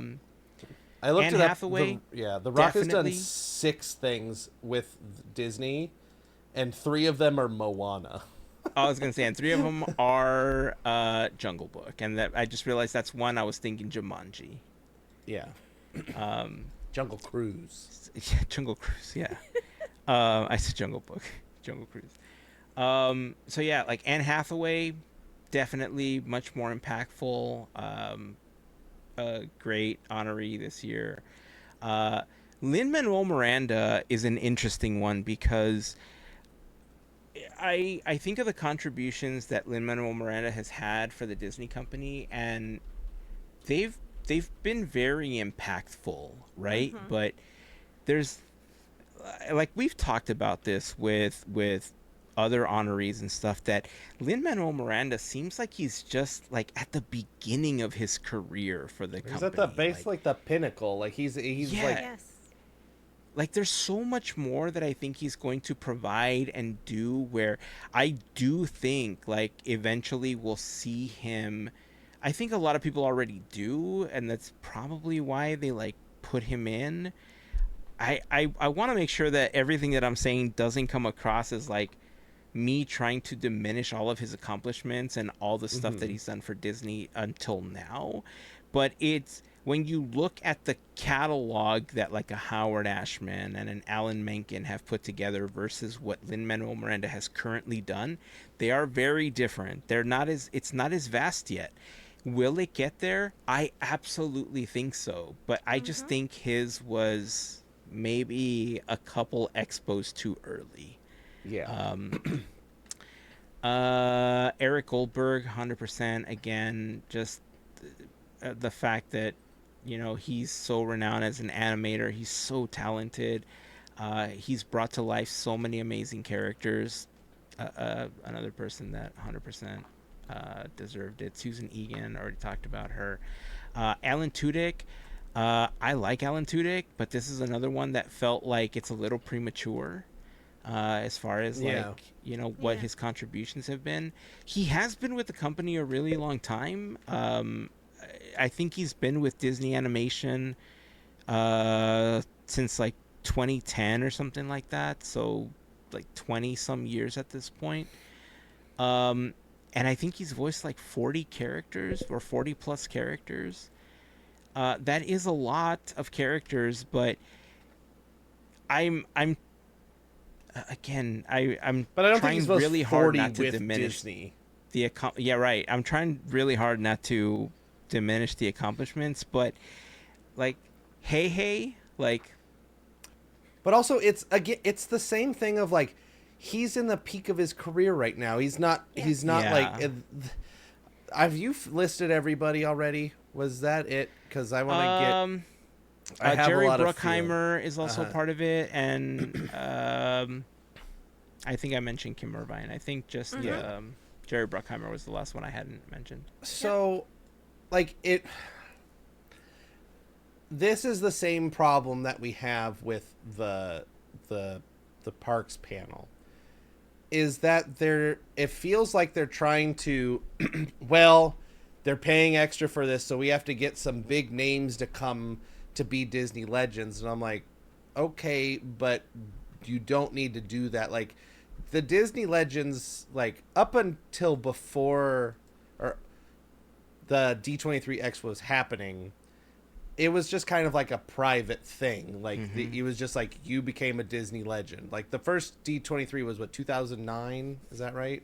Yeah. Um so and that one they did like 2009. I'm just looking at the people, and it was like, okay, The nine oh, old go ahead, men Melissa. first. Huh? Well, the nine old men were the very first. Yeah. Well, it's weird because the very first class, 1987, one person, Fred McMurray, Yes. Disney legend. Class of 1989, the nine old men and Yes. Iworks. Yeah. And if And you then- remember, all of those were held at the studio, and Right. it was Yes. just a little Yep. private It's- ceremony. exactly. It wasn't the whole big thing that we're seeing now. It wasn't Like- showy. The like then it goes like Roger Ray, Joe Fowler, John Hench, Richard Irvine, Herb Ryman, Sherman Brothers. Like the first actor you get, so that was 87, 89, then 1990 was that 91 is the first time we get an actor. We have Julie Andrews and Fess Parker are in here. And then, but Appropriate. it's still like there's Claude Coates and all these, Carl Barks and like all this stuff. And it goes through and it's like all these names, but at the time they weren't like celebrities, like Don Tatum, class of 1993. Like people really, yes, Don Tatum. Yeah, I know who that is. Like in the 90s, like wasn't as big of a thing. You have all of these people that the company is honoring for their excellence and their commitment to the company. And like Exitencio didn't get one until 1996. Like That's craziness, by the way. Well, let's see. Did I skip it already? No, I haven't. Let's see. That's the same year Sam McKim, Bill Justice, and then like 1997. There's like this big giant list, but it's all these people. It's like publishing, character merchandising, like all these people that it doesn't get till 1998 we start getting Catherine Beaumont, Dick Van Dyke, Haley Mills. Like they're starting to like Kurt Russell, but these are people that have been like 1996. Dick Van Dyke is a spry 70 something at the time. Yep. But like, I don't even know, when did Bob Gurr get his Legends? Because I might have skipped over it. Oh, I don't remember. I will tell you, it was 2004. Bob Gurr got his thing. So, but yeah, so 2009? Was that the first one? D23 Expo.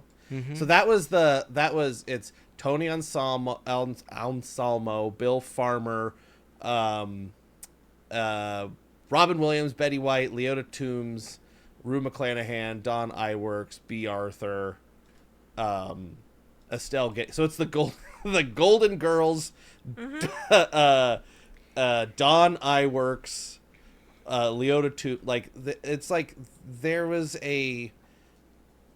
all these people that have been with the company for a long time. I know I'm just kind of reiterating myself, but it just feels like it's turned into, who's the biggest name we can get that has done something for Disney, or we want to continue working with Disney, so we're going to make them a legend so we can keep them in the family and be like, oh, we gave you that thing.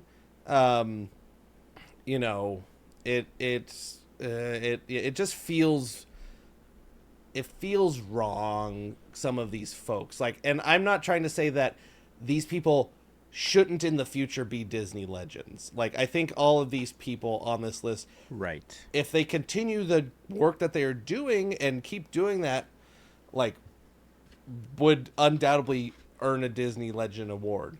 Like, right. And Bob Iger specifically just feels like, I don't know, gross, icky. It feels like a it's too soon. It feels like a like, and another thing. Well, you know, the king, the prodigal son has returned to assume his throne and get his crown and his laurels, sort of thing. It just feels wrong.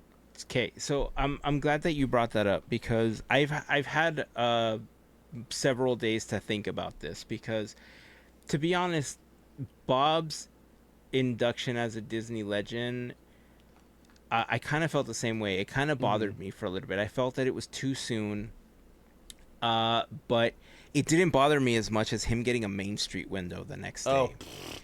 And I've had a few days to sit with it, and I'll tell you the truth, I'm not as angry about it anymore. Primarily because the entire purpose of the Disney Legend ceremony is to honor, it's kind of the same thing as the window, except that the window is a more elevated version of the legend, right? It's supposed to honor artists, executives, Imagineers, anybody that's made a significant impact to the parks or the company. Yeah. And like, as much as I haven't, like, if I'm really truly being objective about this, I can't deny some of the accomplishments that Bob has made for the company, right? I agree. Like, Bob Iger has made significant changes and strides, and, you know, brought together these major IPs under the Disney umbrella. Like, hell, we got Oswald back because of the trade, right, for Al McMichael. So a lot of the things that Pixar, he's done, Star Wars, Marvel, like all these things. These are major milestones for the Disney company. Abu Dhabi. So, potentially still happening. So I'm not, like, now that I've had a few days to think about it, yes, I know that there's people that immediately saw it and they're like, yes, he 100% deserves it. It did take me a little bit to warm up to it, because it did feel like it was too soon. It felt like, for lack of a better term, it felt like a political move, because, you know, he had just retired and Josh D'Amaro got the position and everything. It felt like kind of like a thank you from Josh D'Amaro a little bit. But the window, like, it's the two of them together. Like, the photos that they posted, it's Josh and Bob, like arm in arm, and like looking at the window and stuff. Like, it is very much like a look what I did for you, Dad. Like I made this for you. Are you proud of me, Papa? Like that's what it feels like. It did feel like that, but even when you remove all of that and you think of the contributions that Bob Iger has had for the company, again, there's been a lot of times that he's made decisions over these last few years and some things that I just don't agree with on different levels in some of his decisions. But then again, I'm not a billionaire, so I don't know what's going through his head or, who he's rubbing elbows with or whatever. Right. But when you remove all of that and you simply think of the Disney company, if I'm truly trying to be objective, he kind of deserves both, right? Like for what they're supposed to represent within the company, not only does he deserve the Legend Award, he also deserves the window.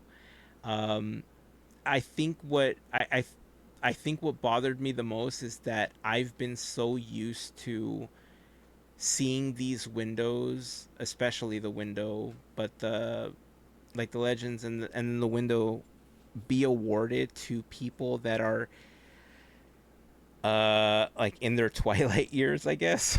I mean, Bob Iger is in his 70s. Like, right, he's... but he's I think because of the way that he presents himself, Sure, and the way he acts doesn't make it feel like he is, and so right. The connection of people that worked with Walt versus this guy that's worked from ESPN to becoming CEO to now, you know what I mean, Right. are two different things. And so the association of the Legends Award and the window always came from that we worked with Walt section of the parks and everything. But now we've kind of exhausted the large majority of that group. And so now we're moving on to additional contributors and stuff like that.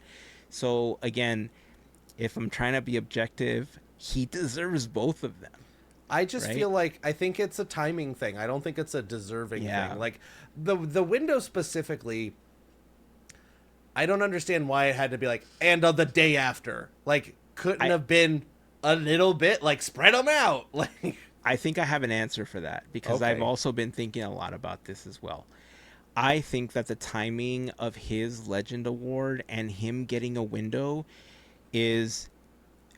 So Bob Iger has tried to retire from Disney before, and then he was kind of brought back in.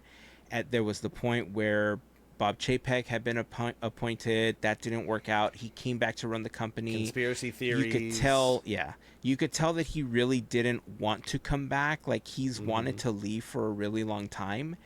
And I think the timing of the Legend Award and the window is kind of them closing that era, and him officially saying, like, I'm done. I've received these things. Don't expect me to come back. I think it's literally them closing the door on the chapter. It's a symbolic representation of him officially being done with the Disney company. Sure. Okay, that's. They should have gave him a window at Walt Disney World instead. I mean, that's where they would complain, I guess. I don't know. I don't know. There's windows over there. Random people have. I think that's where, like, Lillian's window is and stuff. Yeah. But anyway, that was the Legend ceremony. There were some other, like, presentations and stuff, but really, I think that was the biggest thing. Again, there's going to be people that are going to watch these presentations, whether it's the parks or the entertainment or Legends, and regardless are just going to enjoy it for what it is, or they're just going to agree with everything. Sure. We are not those people. No. We've done 3 hours on complaining mostly. Yes. And I don't want to 100% complain about it. There were a lot of things that felt just kind of different and off about this D23 Expo. Like, it feels very different. Right, the evolution of where it started from the first expo to now, like, they might as well just kind of rename it to the Disney Marketplace, because it's mostly shopping. Yes, 90% of it is shopping experiences somehow. Yep. And it kind of takes, like when most people are trying to just shop and you're standing in line for 3 hours to buy a pin or whatever, or to fight somebody for a deck of Lorcana cards, it gets a little ridiculous. And I understand Yeah. that that's conventions. I think I'm seeing it from a different perspective that I never expected myself to be in, where Mm-hmm. I have some challenges that make it a little harder for me to enjoy the way that I used to enjoy it, and I'm just Mm-hmm. kind of trying to reestablish what new limits are and like new ways of experiencing stuff like this. On a personal level, I think that it was kind of eye opening to see kind of progress, right? Because I didn't expect to be able to hang all weekend. I was really worried that I wasn't even going to be able to get through one day. Granted, it wasn't full days; it was kind of half days most of the time. But readjusting my expectations, not forcing myself to be in a position where I felt like I had to film everything or like get all Right. these interviews and everything, and just try to enjoy it for what it was. um, just resetting the expectations the way that I did allow me to enjoy it. It's good. I may not have purchased a bunch of stuff. I may not have experienced all of the booze that I wanted to, but I can honestly tell you that I did have a good time. I did enjoy what I had a chance to do. I enjoyed the time that I spent with the kids. I enjoyed the time that I had with you while we were there. Um, was it uh, did it turn out the way that I expected? No. Um, but again, you know, steps forward. I guess that's all I Right. can say. So, a lot of how I felt and I explained it had to do with just, you know, reshaping what doing this type of stuff looks going forward for me. So, yeah, I mean that's kind of where it is for me. Was it worth all of the money that I spent? Man, if I could have gotten like a 4 p.m. ticket, given that I came in at noon most of the time, like if there was a discount for noon tickets, I would have totally taken it. Right. Had I known that the Horizons panel was going to be what it turned out to be, I probably would not have bought the Honda Center tickets for that day. Right. That was definitely a Disney Plus thing. Kudos to Disney on streaming more of the presentations on Disney Plus this time around. Yeah. That was Mhm. fantastic. More of that, please, especially for the people that can't be there or for the people that want to reevaluate which presentations we want to go to next time, Right. given the situation. So, uh, closing thoughts, Andrew. Um. Yeah, I think this is going to be a this is a learning year. I think I do kind of want to place bets on like how much of this stuff's going to be done by the next D23. I mean, they've announced most of it's not going to be done. So are we going to get a third set of announcements of more details of the same stuff the next D23 in 2 years? Who Oh, by the knows? way, Villains Land, it's still we've got some grass. We've got Yeah, I mean, um Tomorrowland, it's still happening. it's yeah. maybe so that'll be fun to see at our next D23. But yeah, I do agree with you, Hazen. I did have a good time. It did not deter me from returning. Um, we'll see. Hopefully, they'll learn from their mistakes this year. I don't think they will, but who knows? And yeah, we'll see you in 2 years, D23. Yeah. So a couple things before we close up, and before Andrew shows us his shirt. Oh yeah. Disney Dreamlight Valley did have a panel at D23 this year, and if you play the game and if you're into collecting all of the things that they give out in the game, there was a code where you could get a jacket with a D23 lanyard. At night, the jacket glows. I'll put the code down here so you could check it out. The code is DDV D23 panel gift, all one word. You can go into the settings portion. There's a place to redeem the code. Once you redeem it, it'll appear in your mailbox in the game. Make sure to redeem that for your free glowy jacket. It's kind of cool looking. When the jacket glows, it kind of looks like Sorcerer Mickey's outfit with the moons and the stars and stuff like that. And it's kind of blue and red, so it's kind of cool looking. My favorite thing, Mickey Mouse. Exactly. And I know that we talked about in the next episode that we're going to talk a little bit about the Lego setup and a few other things about D23, catch up on some other stuff that's been happening as well. But I'm going to leave you with this one thing that I didn't talk about earlier because I wanted to pull oh, by the way, one more thing and leave you hanging on it.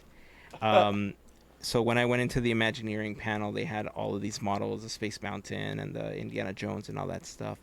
And they may have turned me on Avatar.